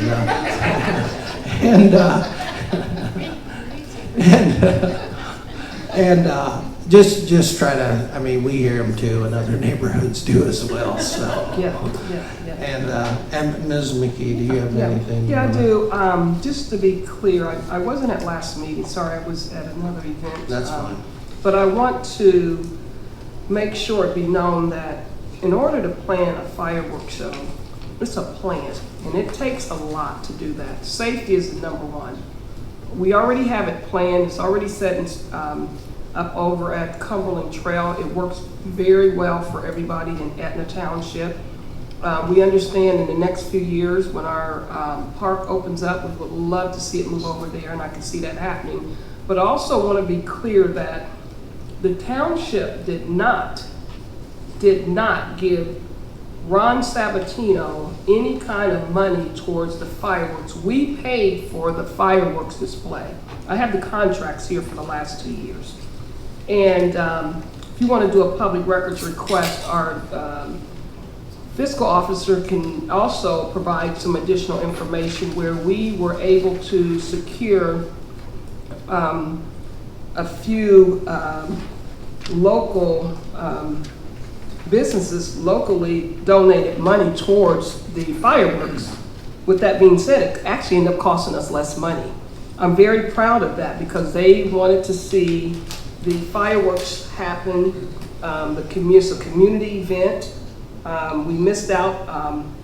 So far, I don't think it's going to happen because of the fact that this stuff has to be done early. It looks like the last contract was signed August 10th. And then the one before that was signed, it's like I don't see a date on that one, I'm sorry. That's just a copy. August 7th. So with that being said, that this stuff has to be planned ahead. It has to be safety first. And Hamburg Fireworks is who we use. So we never gave Mr. Sabatino any kind of money. He has a spreadsheet of what he spent to help us as a township. He lost money from what he has explained to us because he provided the security, he provided the property, he actually provided the snow fencing, he provided quite a bit of stuff, the bounce houses for the children, he provided the location. I mean, there was quite a bit of money that he has used to help make this happen for the township, and I would love to see the fireworks show continue to move forward. Again, it's not easy to find a place to have it. It has to be somewhere safe for, and he's already mapped that out for the last couple of years, and it's been successful. I don't see why we're not moving forward to having it again this year. Thank you for those remarks, and appreciate it. And we'll move on to sheriff evaluations. Mr. Evans, you asked that this be on there. The board received the inquiry I sent to the sheriff's department regarding the service calls and all that. One of my concerns again is the deputies we are paying and supplying vehicles to, and that should be in addition to the standard coverage. I'm not sure that is happening. One of the things is reduced response time and that. So I really think that we need to further evaluate this. Have either of the other board members reviewed that information? Do you have thoughts on it? My question at this time, based on that data, what would be the next logical step to have a conversation with the sheriff's department?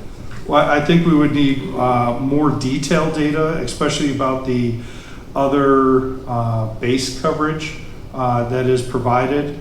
There was a little discussion in the email, but I really think we got to thoroughly look at it because it is a large part of our budget. And again, it's something that we should be supplementing the county's duty to provide that service to us. But I don't know. We need more information, and I think maybe we could have a kind of work session with the sheriff to evaluate it. Again, each deputy, I believe, is around 100,000.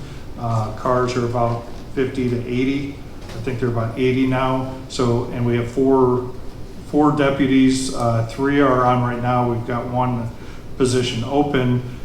Again, it's a significant amount, so I would recommend a work session to kind of go forward and review it. Okay, we can look at a date. Ms. McKee, do you have anything you'd like to add? No, I think that's a good idea to do the work session with the sheriff's office to sit down and see where we are. And I think that's a good idea. Yeah, so I've had a brief conversation with deputies in the process.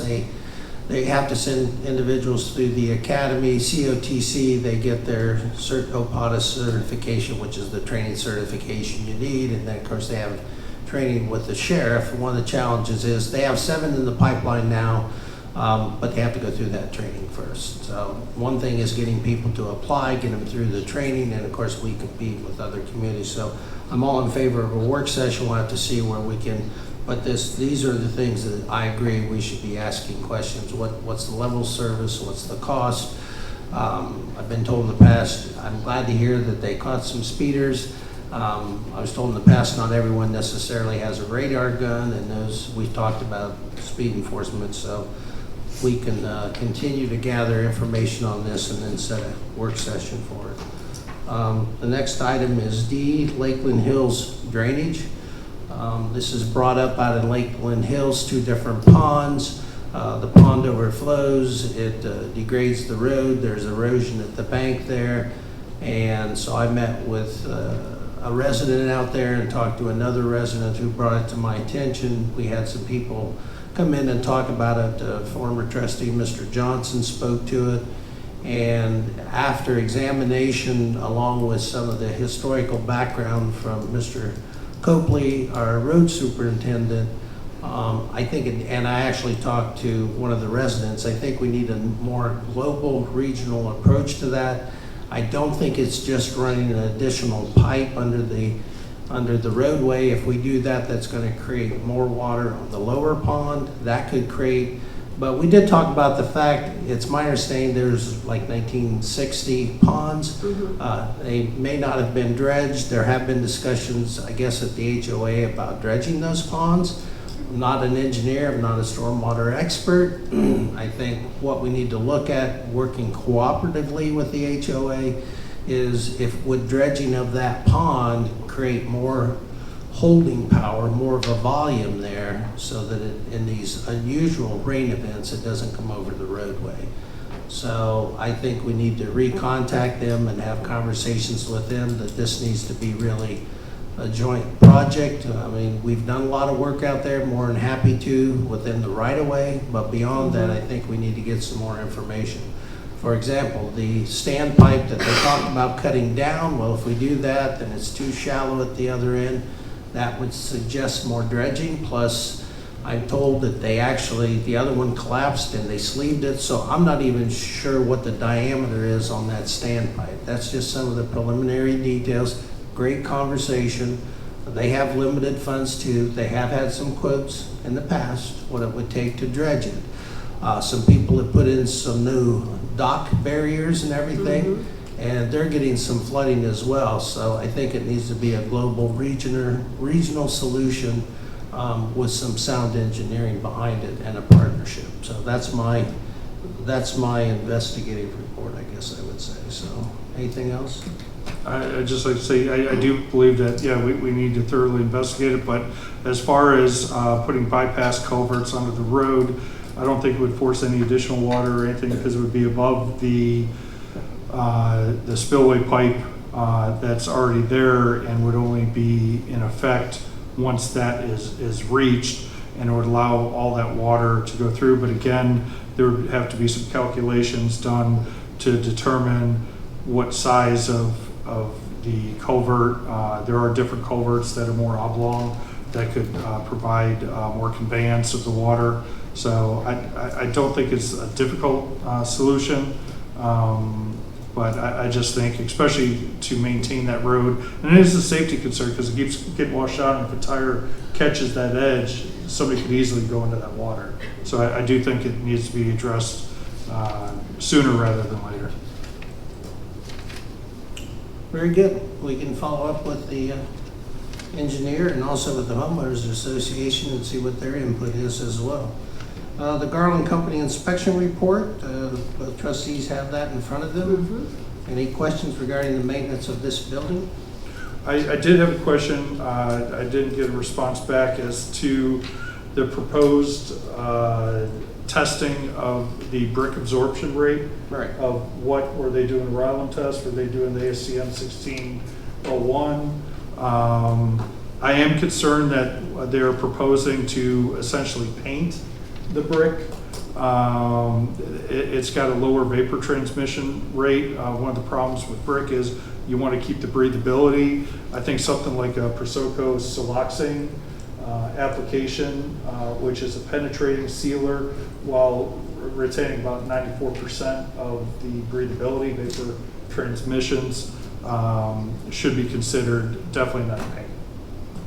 I don't know that they were talking about paying. I'll give a little background. They made a cold call here one day. I know we've been talking about maintaining this building. I said, fine, if you want to do an evaluation, go do it. I know, Mr. Evans, that's your expertise. I have no problem with you contacting them directly and making any kind of recommendations. Like I said, he came in, he said, I'll give you a report. I said, I'll take it to the board. I know this is an ongoing situation. The doors are rusting. We've got corrosion of the rail. There's many things that need to be done. It's been 15, 16 years, so I certainly am in favor. If you want to contact them directly and bring back some of those details or recommendations. Yeah, I'll definitely talk, but yeah, they were, I think it's Tough Coat they were suggesting, and it's, again, anytime you paint a brick, it's just, you don't want to try painting the paper, so I've spoke to them, gotten the perm rates of their product, and that, I just don't know if, how we want to move forward with that, but if we're going to seal, definitely the other product. Well, I think I'd like to have you bring forward recommendations, including the products, the contractors, the entire 9 yards. Like I said, they came in, I said, hey, this is something we're looking at, let's move forward. So they at least got us a baseline there, did a nice job of photographing, but you're far more an expert than I could be. Do you have anything? I don't. Okay, very good, thank you. The resolution's tabled, 6-4, the AHS grant has been tabled. Is there any motion to remove that at this time? So moved. Is there a second? Is there a second? I'll second for table. Second. Conversation. Roll call to remove from the table, please. Mr. Evans? Yes. Mr. Burkholder? Yes. Ms. McKee? Yes. Well, I'm not ready to move forward with approval of it, Mr. Evans. I still want to get I want to see the entire loan. And you say you don't have those documents. My understanding that you worked on this, so could you give us, because we paid 900 and some thousand already. So, Ms. McKee, that's my opinion. You? Well, again, I stated my opinion, it's not changed. I don't see the documents that say that we should pay that grant money for reimbursement. I don't feel comfortable, so right now I would rather not, excuse me, move forward on paying that out. Does the fiscal officer have any comment? No. Okay. I'm curious why we have it on the agenda if we're not going to move forward with Because it. it was tabled, and we keep old table business on the agenda, Mr. Evans. So my request to you is, could you please get us a complete accounting of how much was paid? You say we still owe money on this project, correct? No, they have expenditures on this project. Now, I provided the information, a lot of it, numerous times.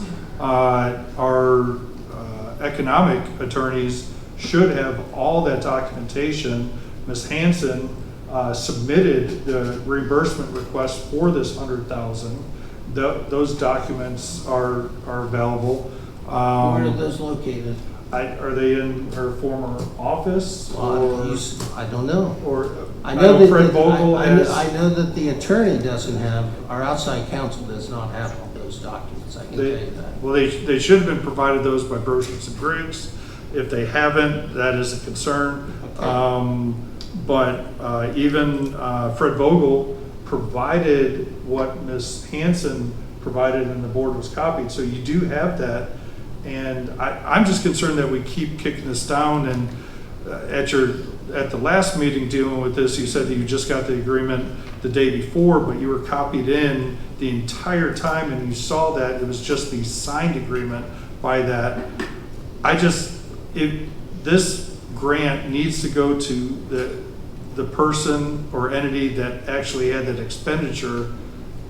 We can't keep this per ODOT if we don't reimburse it. So I don't understand. Well, I had a subsequent conversation that had a question, because I looked at the contract. It was for $960,000, which was expended by the township. So my question is, was that that was the 629 grant, and the reason it was expended from the township is they sent the township a check for $900 and some $1,000. We paid them the $900 and some $1,000, so we expended that and then reimbursed them. But again, this is the same thing that was limited to the 30% of the cost. There's again, our own township submitted these expenses that were paid by this entity. Ms.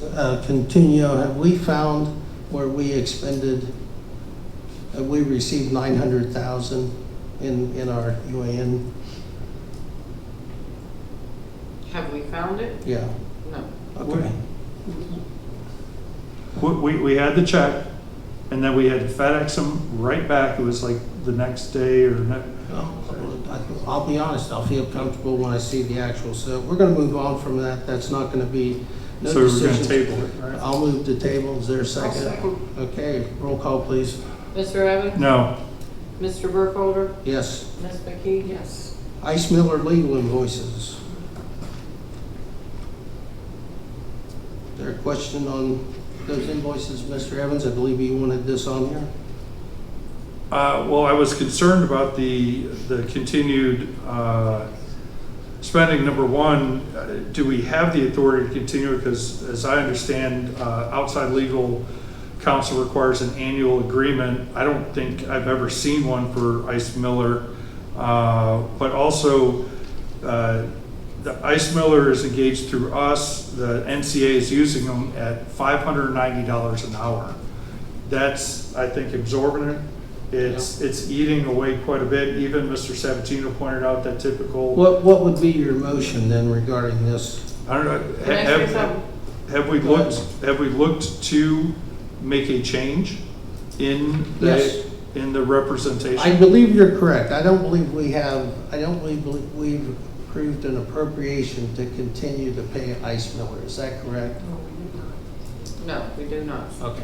But so- Ice Miller is repaid by the NCA. So when they came in last time, they gave me a check for 2,000, whatever they spent. But any appropriation should be, I think You they're are correct. operating outside. You should have that appropriation even though it's a reimbursement. So the question, Mr. Evans, I have talked with outside legal counsel, Bricker Graydon, and they would entertain the change from Ice Miller to their firm. Okay, I think it would probably be about a 50% savings. However, the agreement with the NCA, have you had any discussions with the NCA? Because they're representing the NCA now on matters. Should they get their own legal counsel? Well, they could, but Should it's they- my understanding from the attorney for Ice Miller, they actually are representing the townships.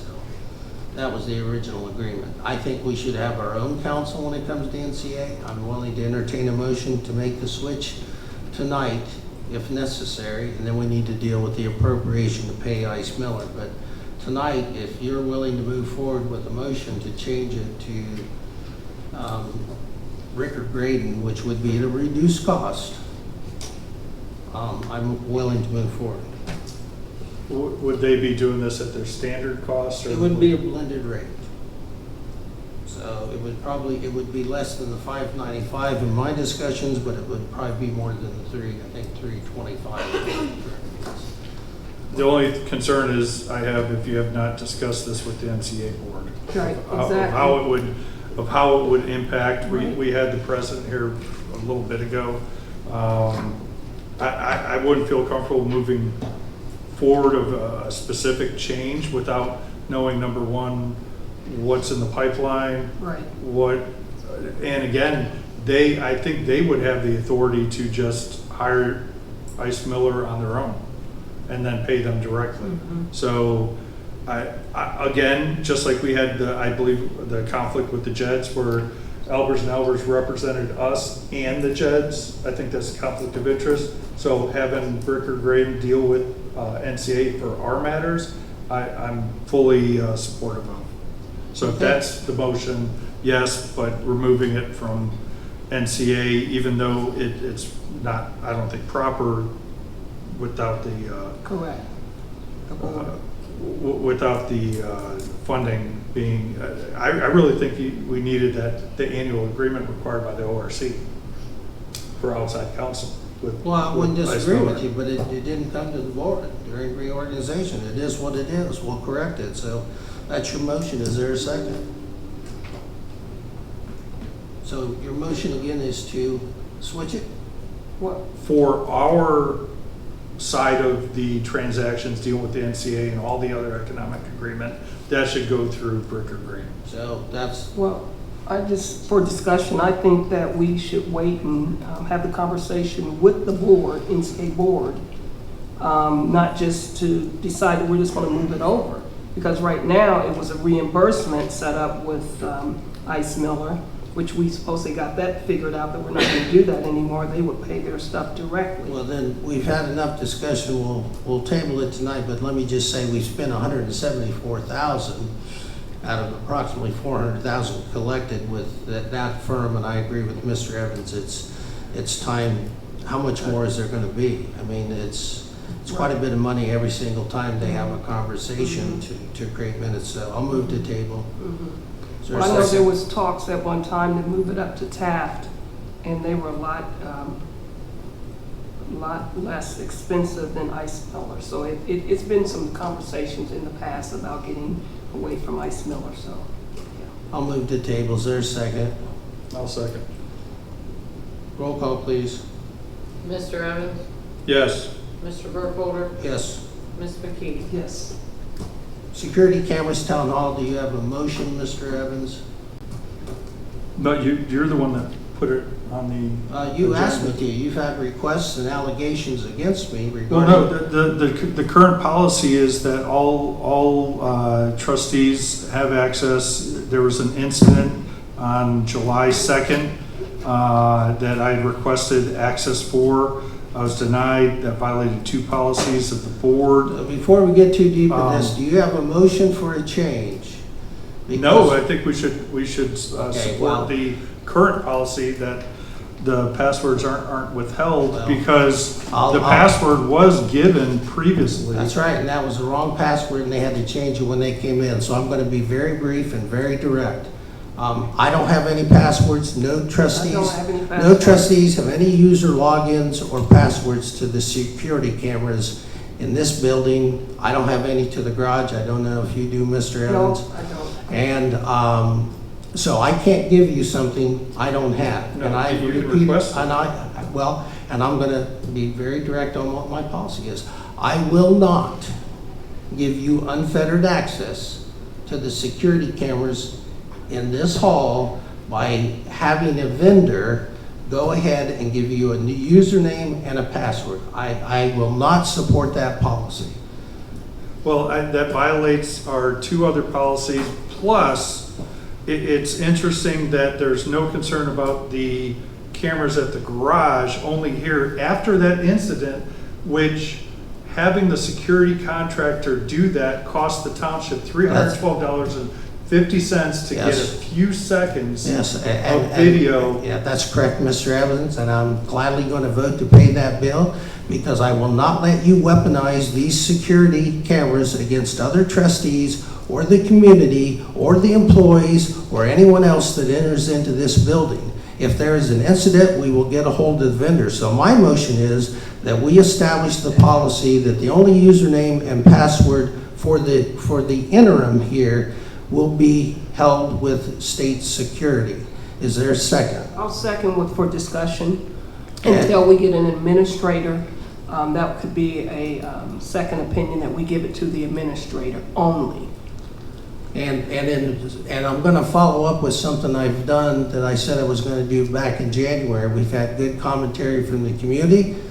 We need a strict policy or best practice as it comes to IT and as it comes to security. So I have contacted OTARMA, which is our risk management for the township, and I've set up a meeting. And we're going to talk, we hope we can get our IT consultant there as well. So we're going to talk about cybersecurity, but we're also going to talk about building and physical security and what is the best practices as it relates to liability. So, you can complain all you want, Mr. Evans, but you have weaponized cameras against other individuals. No, there was an and I will incident, not- sir, there was a specific incident that I requested, and it was ignored. I had to force a public records request. No, you didn't. Because you wanted to protect Miss McKee. No. Just like when Miss McKee called the sheriff on you, instead of dealing with it, you ran. You're out of when order. she said she felt threatened. You're out of order, and let me explain something. And you put all of that, we might as well get the dirty laundry out here right now. You put all of that on the internet. You came out here and spewed forth profanities. That's unprofessional. Which were spewed against me. That's improper. Calling us little white boys? You are find it out of acceptable? order. Let me finish. This has come to a head because of you, Mr. Evans, No, and you I'm want- going to... You want to ignore it. You are out of order. Let me finish. And you put that on Facebook, and you put it on YouTube. You put it everywhere you could. I get called a lot of names, but I've learned to have a thick skin and move on. So I'm unfortunate, and I'm not saying that others on this board haven't called people names, but I am not going to continue the discord in this community, the unprofessionalism, by letting you hijack the security cameras for your own political cause. No. Not going to do it. No. Number one, the public records, so just cost the township funds. When there's incidents like that, and Miss McKee has made threats before telling me her son's gonna take me outside. And lawsuits. And you just choose to ignore it for your benefit instead of dealing with the abuse. Okay, you can browbeat me all day, Mr. Evans, but I'm just going to sit here and take it. Do you have anything I else? have If nothing not, else to we'll say. roll call, please. Mr. We have a new Evans? policy. Mr. Evans? No. Mr. Burkholder? Yes. Ms. McKee? Yes. Password updates. Mr. Evans, if you have passwords that the rest of us don't have, please forward them to us. You let me know what passwords you don't have. Each of you were invited to the 1Password program that we set up to contain all the passwords. Neither of you have followed through with that.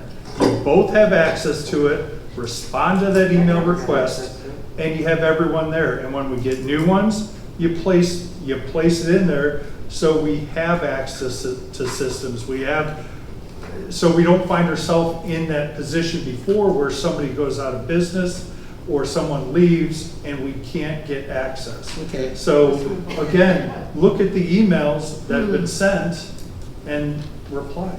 Well, I will reply after I consult with the IT and the cyber because we have questions regarding access to passwords. And I don't feel comfortable with you having password or access to everybody's password within this I don't have organization. access to everybody's password. I have accumulated the system password so we can all have access as we should. Are the passwords to the health insurance stuff in there too? Yes. Okay. I don't know if I that's proper. didn't have an invite for that. And I have never had an well, you invite. should have been provided that. Julie was No. provided that. Julie But used this Keeper. is This is what the we need to talk about. Julie didn't give me everything that you keep saying. Julie gave it to you. Julie gave it to you. I have to call Julie to ask Julie questions. Okay? I didn't have all the passwords.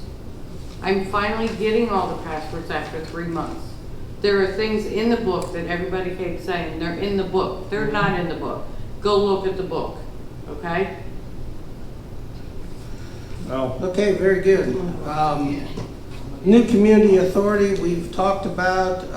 Mr. Evans, Resolution 2024-037. yes, I'd like to move for Resolution 2024-037, resolution reassign duties of trustees.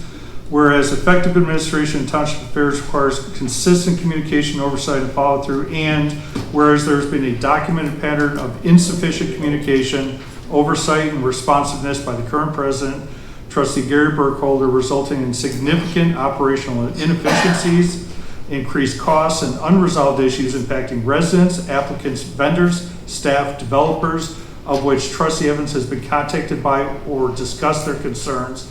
And whereas Trustee Burkholder has failed to adequately supervise township employees, resulting in preventable errors, delays, and operational issues, including lapses in employee reviews, road department equipment procurement, and employee matters. Whereas the management of the open zoning inspector position has been marked by delays, poor communication, and the withdrawal of qualified candidates due to Trustee Burkholder's mismanagement, necessitating the costly engagement of external consultants. And whereas the development and implementation of the comprehensive plan has been delayed due to Trustee Burkholder's mismanagement, including the presentation of incorrect maps and error-filled drafts, causing further delays. And whereas the liaison to the BZA in contact for legal matters, Trustee Burkholder has neglected critical duties, failed to timely respond to outside counsel, leading to legal vulnerabilities and increased costs for the township. Whereas Trustee Burkholder has violated board policies regarding system access and passwords, including withholding access to the township hall security system, which led to Trustee Burkholder incurring an unnecessary $312.50 expense with state security, and hindered Trustee Evans from addressing misconduct by Trustee McKee, which occurred on July 2nd.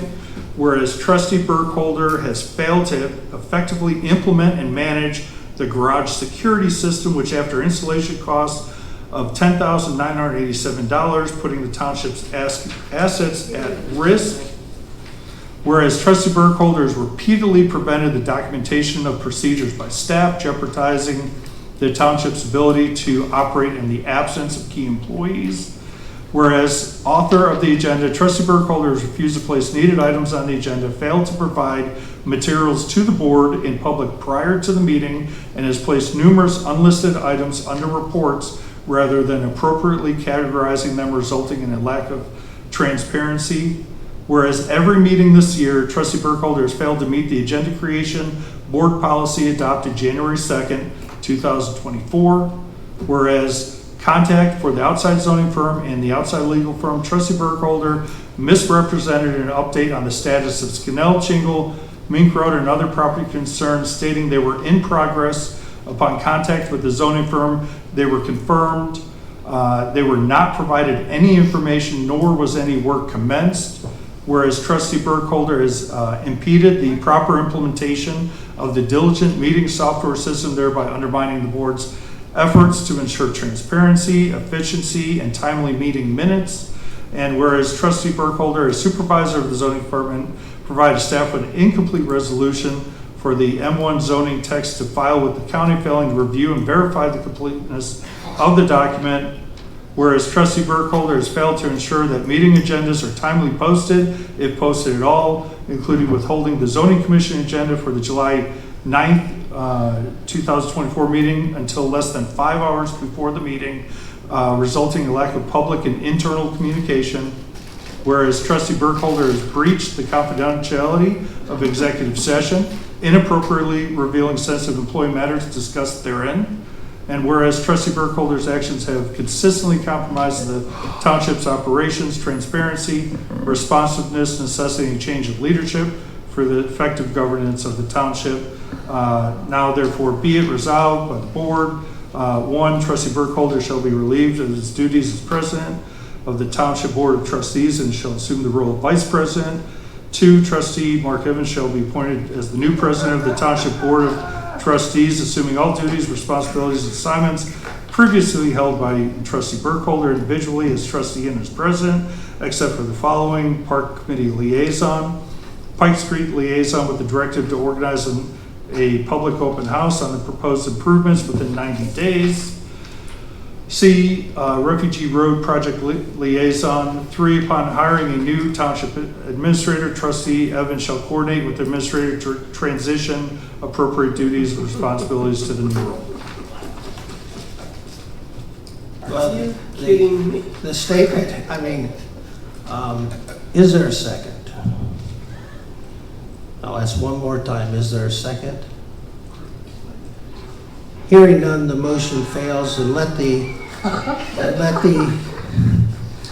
official minutes show, as requested previously by Mr. Evans, that the motion was made in the minutes, and then the motion failed for a lack of second. Well, at least I'm on record Well, with you.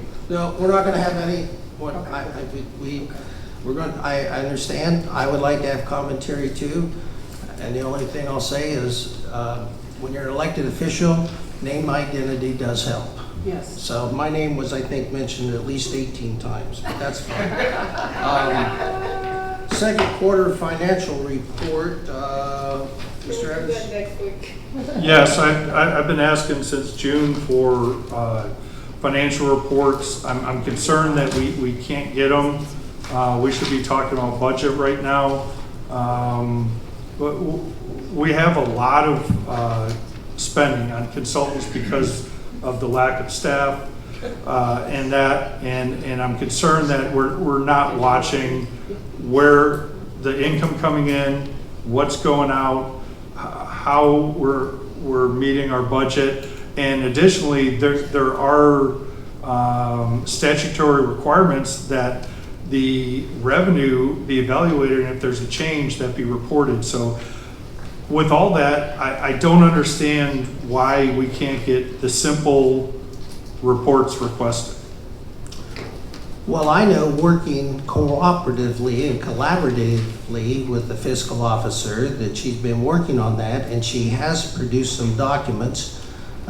So we're working, but I'll let the fiscal officer, if she has any commentary, I'll definitely. I've been working, and as I said, there's nothing in the book that says what is due on the second quarter or any quarter. There's no instructions in that book. There are instructions how to print reports, but these are These are simple certain- reports that a pull-down list prints, and I Yes. provided the exact UAN reference to these that are the books not in order? Because the UAN, if you don't have things right, The books? it won't allow you to It won't allow progress. you to go anywhere. It stops you. If you don't have Medicare in their payroll, it stops you. You can't do payroll. I have been, many nights I stay up trying to figure out some of these things, and no, the book that I was gotten as a transition from Julie is not complete.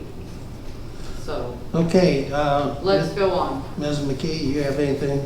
I got the bank balance, I'd like to give that out as of June. June 30th bank balance is $8.5 million plus.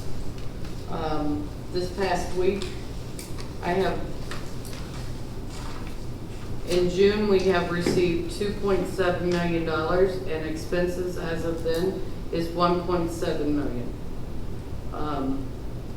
Just this past week, we got $169,956.42 from the Jets.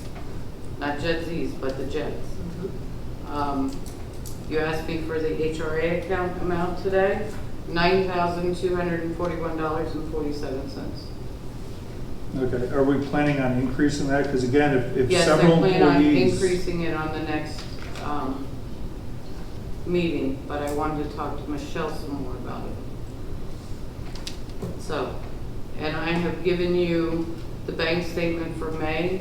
You should have had the May. Yep. The April, and the June bank statement. I have not done the July. I'm hoping to have it done by the next meeting and give a report on that also. Okay. But my main concern right now is the budget, where we're at, the appropriations. That's all behind it. Oh, Cash summary by fund, fund summary, and if there's another one you're looking for, I'm not sure what it is or how to find it. So, did you send that to us? yes, Yeah, I looked at it. it's from Holly, because I do not know how to use that crazy fax machine, whatever it is. Thank you for that update. NCA statutory agent invoice. Mr. Sabatino is the statutory agent for the new community authority.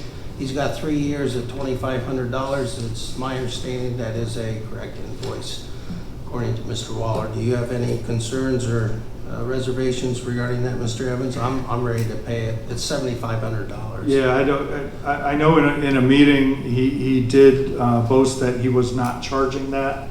I think with the difficulty that's come up, I think he decided to do it. We owe it, but again, it's something that's been agreed to previously, so Very we're good. obligated. I'll make the motion to pay the $7,500 statutory agent fee. That's for 3 years. Is there a second? I'll second.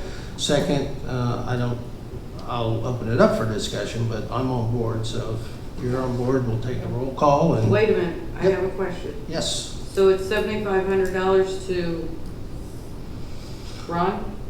Mr. Yeah, Sabatino? whatever came in on that email, there is an invoice, correct? that he- There is a statutory name agent that Yeah. it would be. I think it might be under his statutory. I Next can- question, do we need to do a PO for that? We'll have to do a PO for that, Yes. so you have to approve that. We will approve that, add that during the POs. We'll take a vote when you come to your fiscal report to add that, to authorize that purchase order so that we can. Next meeting. Well, we'll authorize it now, so if you can prepare it, then we can process that prior to the next meeting. But don't let us forget when we get to the purchase orders. So, I'll make a motion to rehire Julian and Grube for 2023 and 2024 audit years. Is there a second?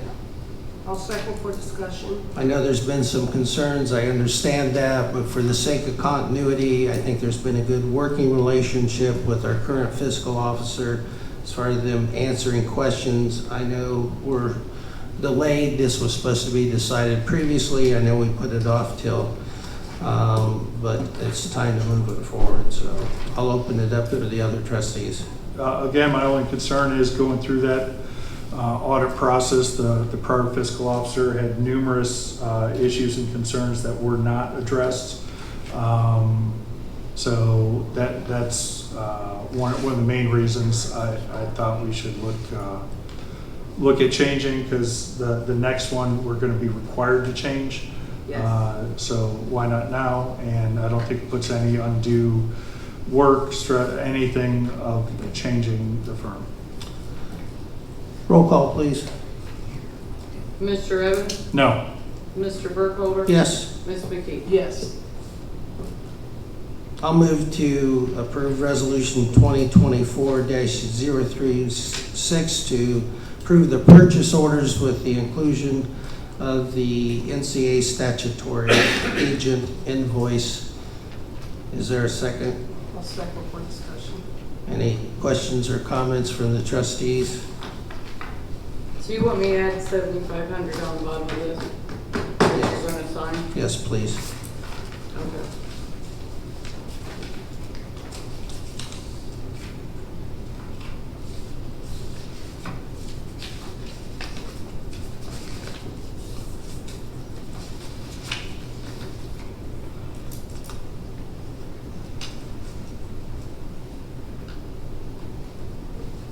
You ready for the roll call? Mr. Evans? Yes. Mr. Burkholder? Yes. Ms. McKee? Yes. I'll make a motion to ratify the payment of the bills as shown on the payment listing. Is there a second? I'll second. Any questions or comments regarding the payment of the bills? I do. I'm glad to see X-Tech on there. Bob Summerall?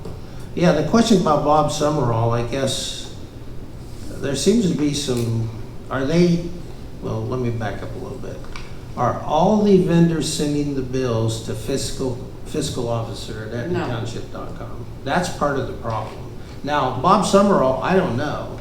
And I was a little, I know we bought tires there, but I was concerned, did we already pay that and it didn't get through? I don't know. No, that is. Bob Summerall's bills are not invoices, they are Estimates? estimates. They are We're not cash customer. Bubba usually pays by card.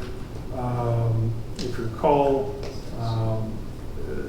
back in March, it was approved to move forward with the tires. It was about $3,800. It did not contain state pricing. So it was an estimate not to exceed, because the person there couldn't get the system work to provide that estimate with the state pricing.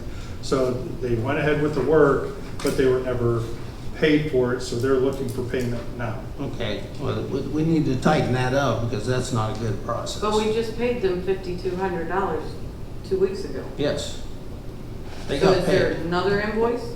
No, I don't believe so. So they were paid. I don't know. They must have I will not done call it. Bob Summerall tomorrow. Yeah, she wrote the check, I think on the 16th.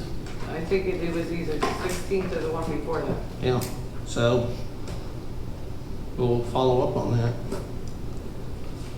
Okay, also like the VSP, insurance, the bills are going to Mr. Evans. Right, and that's what we have to change with. Yes. And that's where I said the sign up of being the administrator and being all that. Needs to We have to change give you to- that access to the building, correct. And as soon as I get those, I forward those. Well, the Okay. last bill was 2 months that I got from you for the vision insurance. I never got the first one. Can we correct that immediately and get that, and in fact, All she has to do is talk to Michelle and get that changed. I'll call Michelle tomorrow. Okay. Actually, I have a call on Michelle. well, if there are any other bills that are going to trustees, we've talked about getting a vendor list and sending out a notification. They all need That's to why I go. wrote checks. And the one issue with Bob Summerall is, and I talked to an individual, we've got a cash account. We should set up an account there proper, be invoiced, and then pay, not have it run through I agree. Mr. Copley's I agree. credit card or all that. We've got to start getting accounts at these places. That's correct. In my summary statement, which Mr. Evans, I guess I directed more towards you, this is the cleanup work we're all working on, and it takes cooperation and patience, not undue criticism all the time. If there's a problem, let somebody know and we work together. But constant attacks that, well, this is somebody's fault. There's a lot of things we're working to But it correct. requires a And response, we're and that's been the making, problem. well, that's your opinion. Well, roll- a lot of the invoices are still going to Julie's email, Yep. and Julie's email is not always forwarding to my email. So the IT guys called too. I called him again too, because there's a way we can stop Julie's email and send the thing back to him to say, please send the emails to this address. Well, and that's what I think Well, I when Julie and can't I get were in there. doing it, of coming up with the fiscal, so that no matter any changes, it goes to the fiscal, not a person. And just, each vendor just needs to be contacted and changed. Roll call on the payment of bills, please. Mr. Evans? Yes. Mr. Burkholder? Yes. Ms. McKee? Yes. Motion passes. Anything relative to transfers? No.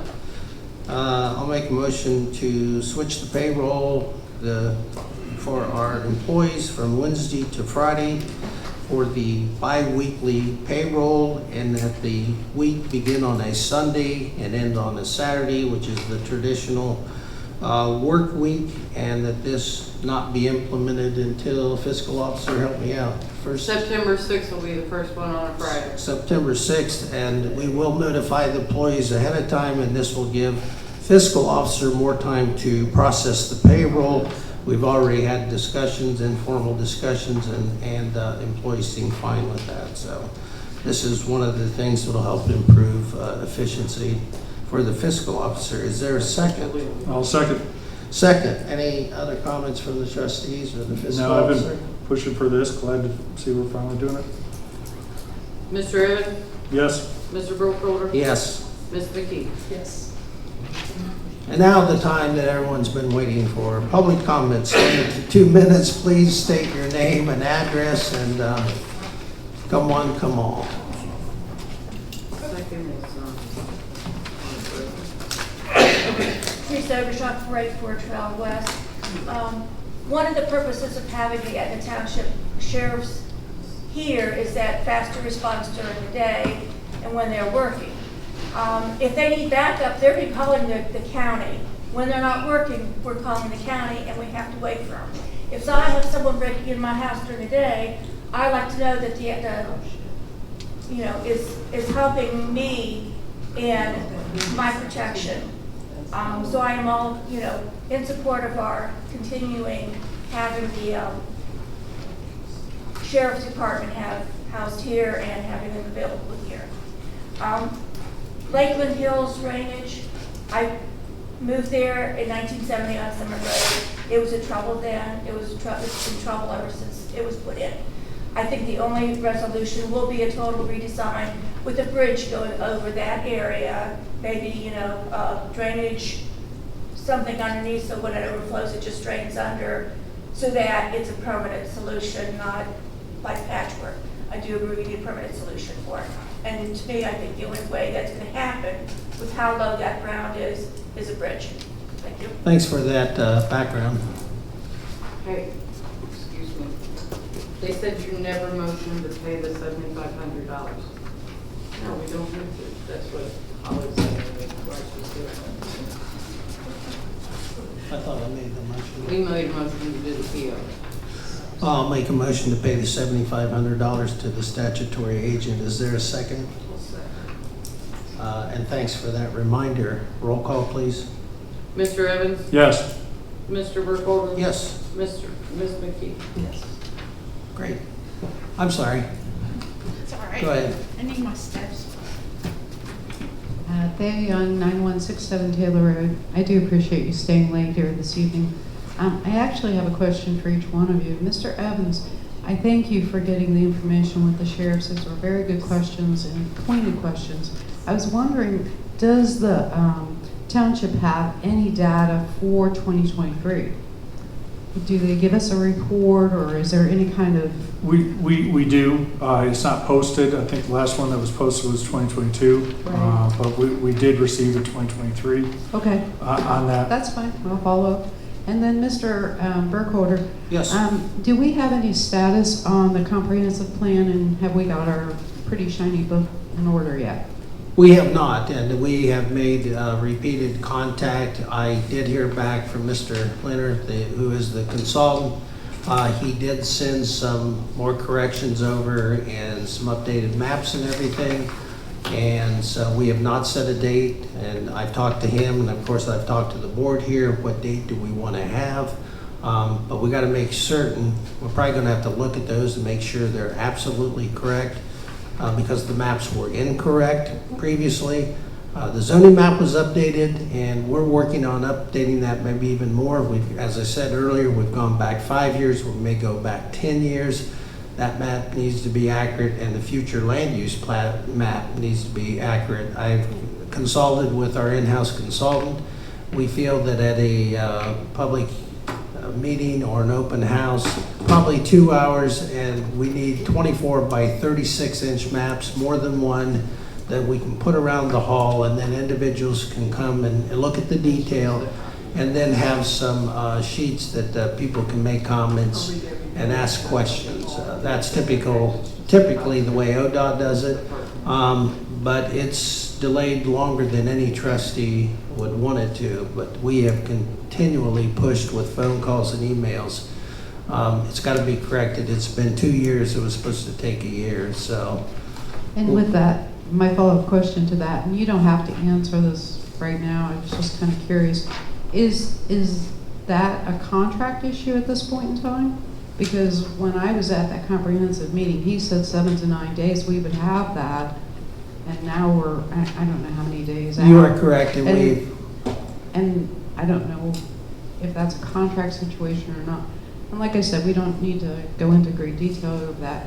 I just think that that was kind of the elephant in the room the other day when we were at the zoning, and those questions came up because, it's the cart before the horse there. So it's a legitimate question, and we have not paid the second half of that. I was asked previously by the previous fiscal officer. I said we're going to hold it till we get the product. So, good question. Good to know that too. Yeah. And then Ms. McKee, I was wondering, you were talking about the fireworks situation, and my question, and someone else asked me this recently too, is who was paying or picking up the liability for that event? Oh, when you purchase a contract for fireworks, you have to pick up the insurance. The So- township.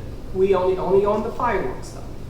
Show. So That is a part Etna of it. Township was responsible for the liability situation? Absolutely. Okay. Yes. And then, Jackie, I was a little confused by your report on the second quarter.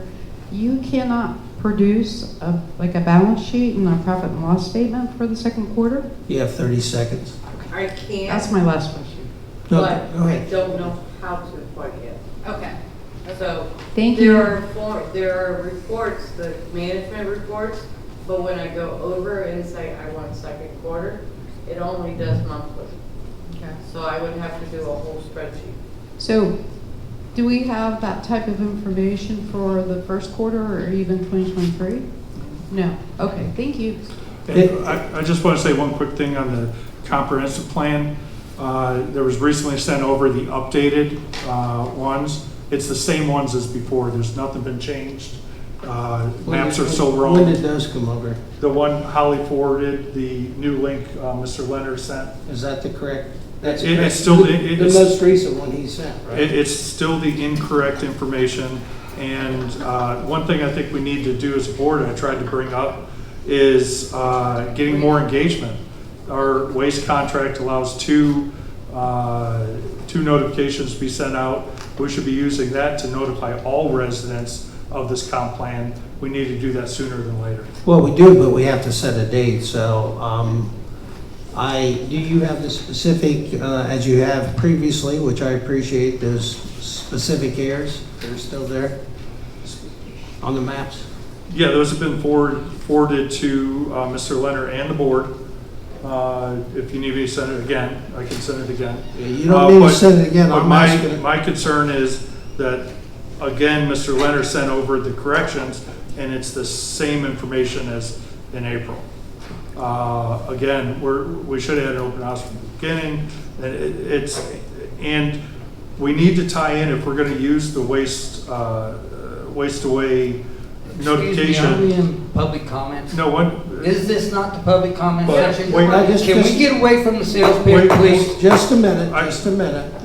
Whatever comes out But was to sales set, pitch. to set a date, You're out of order now, but to set a date, I think we need to know the timeline that Waste Away needs. That needs to be incorporated. So I think that's one resource we really need to use. Okay, sir, you're up. Aubrey Hanson, whereas 160 Roland Road. I want to comment on this manifesto that you brought to the board here. You harped on Mr. Burkholder for $312.50. $312.50 is a lot of money, man. I'm quite certain that you personally, Mr. Evans, are responsible for way more cost to the township. You can shake your head all you want, but you know it's true. I know it's true. Other people in this room know it's true. The whole board knows it's true. It's ridiculous. My second question to you, Mr. Evans, is what happened to ever repairing the doors?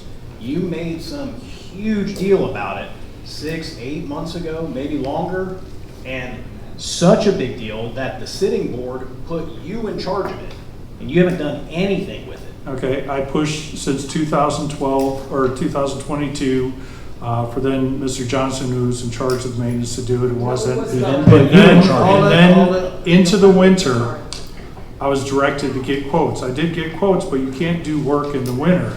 Now, Mr. Burkholder. Nobody works in the winter, especially not inside. No, outside, that would require tenting and heating, additional costs. Jesus, that'd be horrible. Additional costs, yes, they would be, Yeah. but during the campaign, you asked me during the campaign, Mr. I'll give you Burkholder, extra time. Mr. Burkholder indicated that he would not be for me addressing it, that the administrator should address it, so I let that be. I don't recall that, but if that happened, No, I don't recall it, so. Go ahead, sir, I'm going to That's give you pretty much extra all I time. have. It just, whereas. Okay, thank you. Anybody else at this time?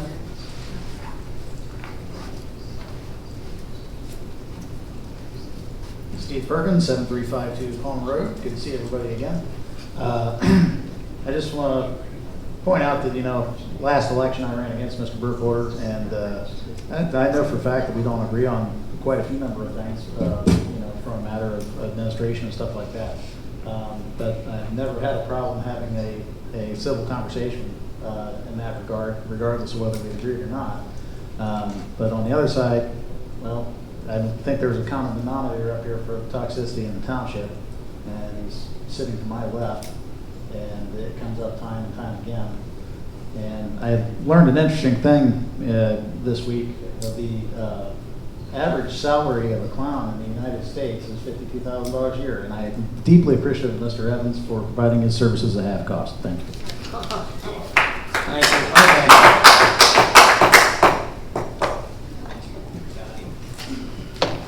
Okay. Phyllis Bundy, 10254 Tollgate Road. This is mainly to address the thing about the fireworks with Mr. Sabatino. He was at this platform, he was right here, and he was so angry and so obnoxious to the entire board. And it was, I can't believe that anyone would want to pay him for services for fireworks. Surely you can get them done somewhere else. He was not a nice person. That's it. Thank you. Anyone else?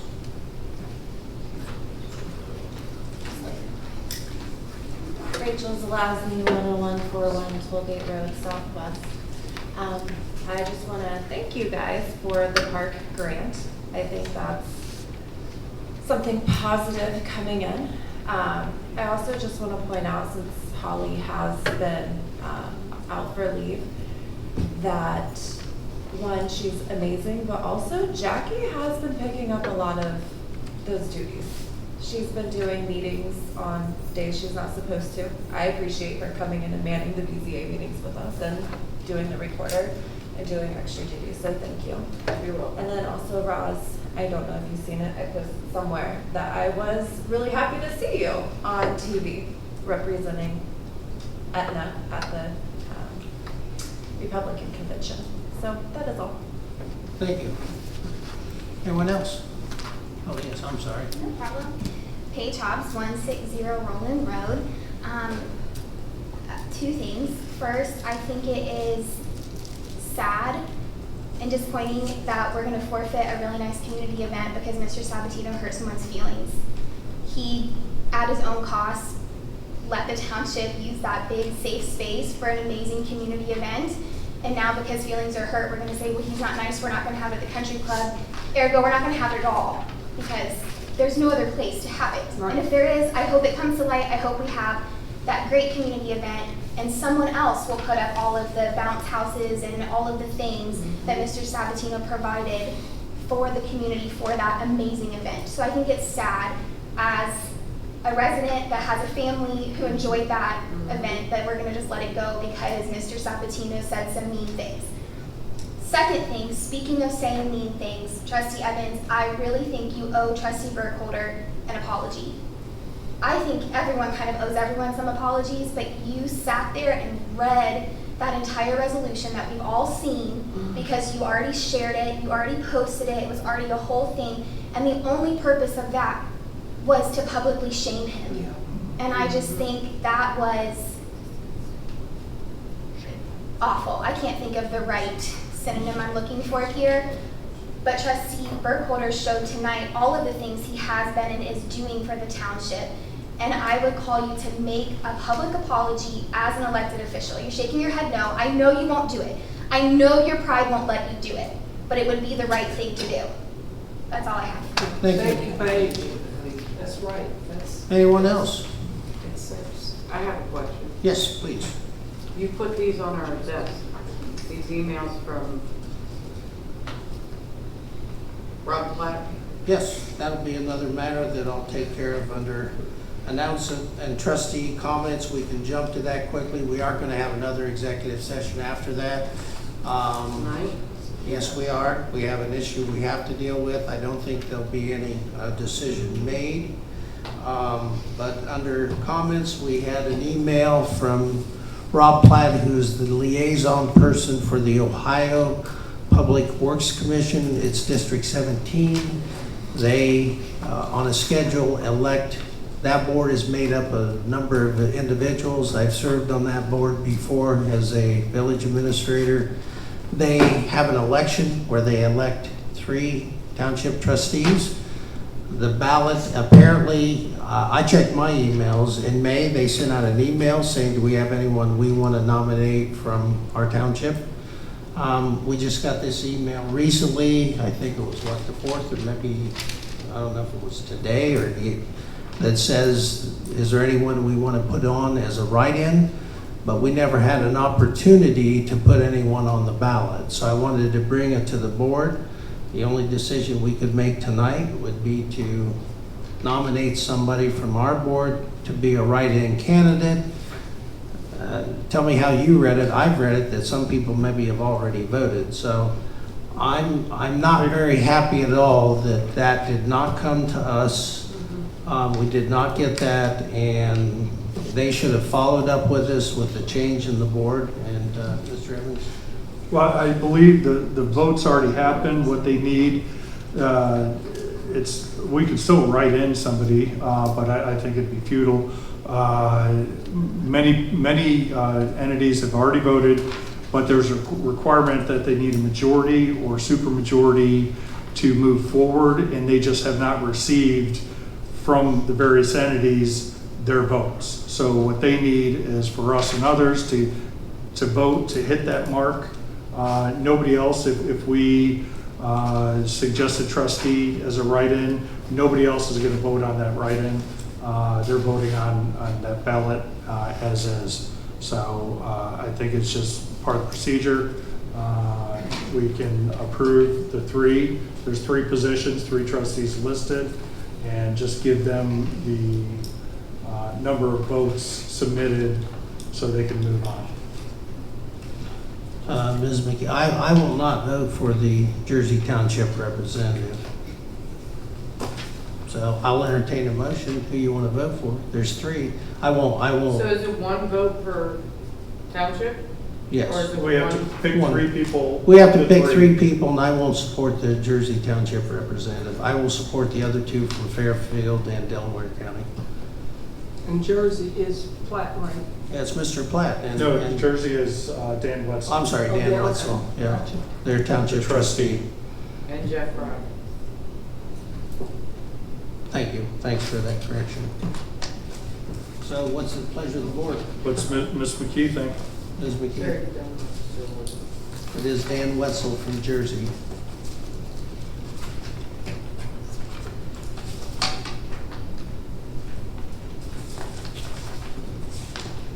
Do we want to cast a vote? Just let me know what you stand and we'll make the motion to do it. If you want to vote for all 3, that's fine, but where do you stand? Mr. Evans, do we want to write in? That's pure. I mean, that's not going to make a difference. It may not make a difference, but it certainly, because you're right, we don't have any opportunity to contact other townships and say, we'd like you to support our candidate from Etna, because we feel we should have representation on that board.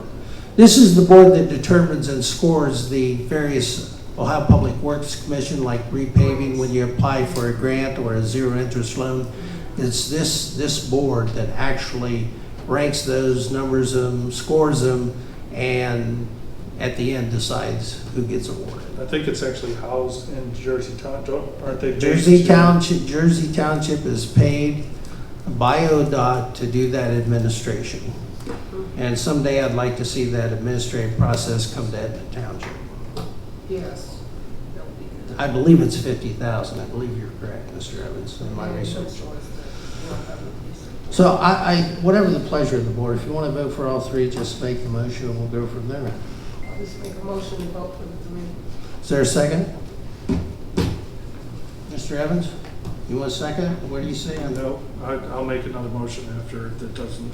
I'll second it. For all 3? That's the motion. I seconded her motion. Okay, I thought you didn't want Jersey Township. I don't, but I'm not gonna hold it up. Okay, well, my motion was gonna exclude that. Yeah. The two. Well, you can move to amend. I'll move to amend to vote for Berlin Township, the Berlin Township trustee and Liberty Township trustee. I'll second your amendment. Any discussion on the amendment? Hearing none, roll call on the amendment, please, to vote for those two individuals.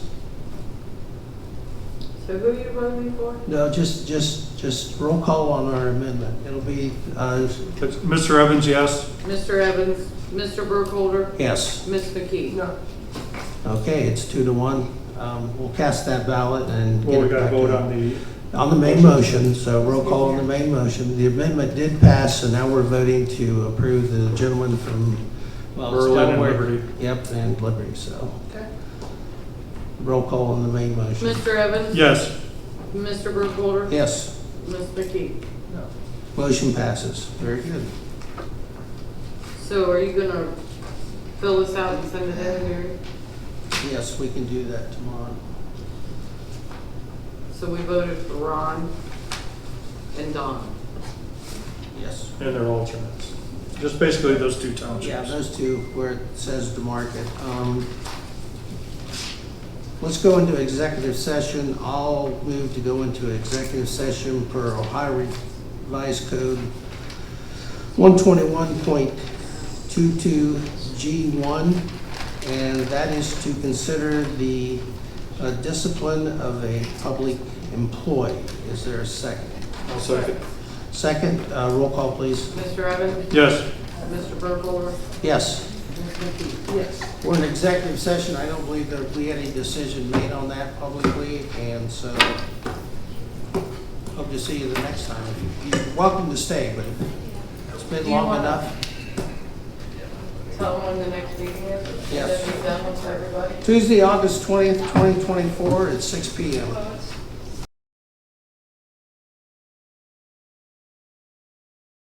Is there a motion coming out of the executive session? Also moved. Do you want a second? I'll second. Okay, 10:21 p.m. Roll call, please. Mr. Evans? Yes. Mr. Burkholder? Yes. Ms. McKee? Yes. And I just have a quick trustee comment before we adjourn. I just want to state, at least I'm on the record for all the issues that have been brought to my attention repeatedly by residents, applicants, vendors, attorneys that have been going on here. I tried to do my best, but obviously the board doesn't want to. So I advise everybody, any complaints on that, forward to the board president. I just, Go ahead. okay, I just wanted to ask Mr. Evans, since he's brought it up, who are the residents? Because I've always invited residents into the town hall and had one-on-one with them. I've had conversations with them.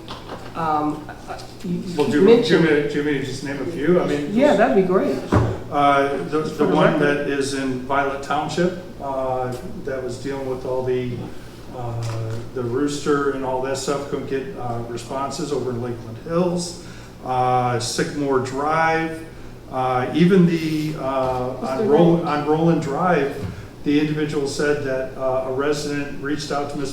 Burkholder, no response, and asked for my assistance.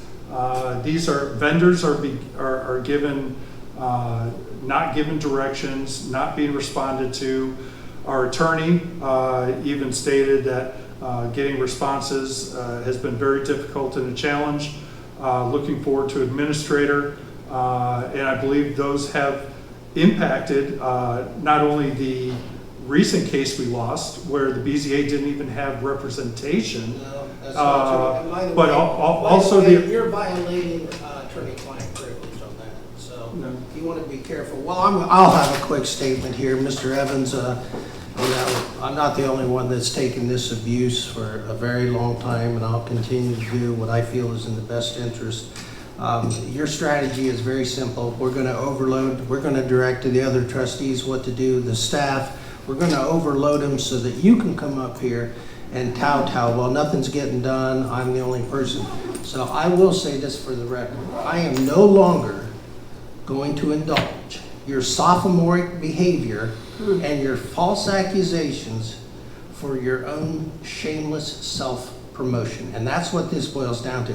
This is about working cooperatively and collaboratively, and I ran on civility and professionalism, and you have totally abandoned that commitment to the residents. Your behavior when you came out and had all those profanities, put it on Facebook, put it on YouTube. Hey, believe me, that was an embarrassment not only to the community, to yourself, and to this board. And that was directed towards me that you won't even stand up against. Well, if that was Miss McKee's words that were repeated. Well, calling us little white boys. Well, you think that's appropriate? Well, That's not true, Well, Mark. hold it. Stop making it up. Let me just say one thing here. If you can't handle, if you don't have, I guess, any more self-control, and if you're not going to work with this board and bring some civility and professionalism, we operate as a board. If something gets missed, another member fills in or helps out. If you're not going to, I guess, commit to that approach, then maybe you need to find some other profession to engage in, because it is hurting, that's what's hurting this township. And it never, ever stops. Everybody I hear from is frustrated with your lack of communication. We had 3 applicants hold their applications because of it. It's a persistent problem, and if this board wants to see that evidence, I can provide it. There's a motion to adjourn. I'll second. Roll call, please. Mr. Evans? Yes. Mr. Burkholder? Yes. Ms. McKee? Yes, we stand adjourned. Thank you, and thanks for your patience.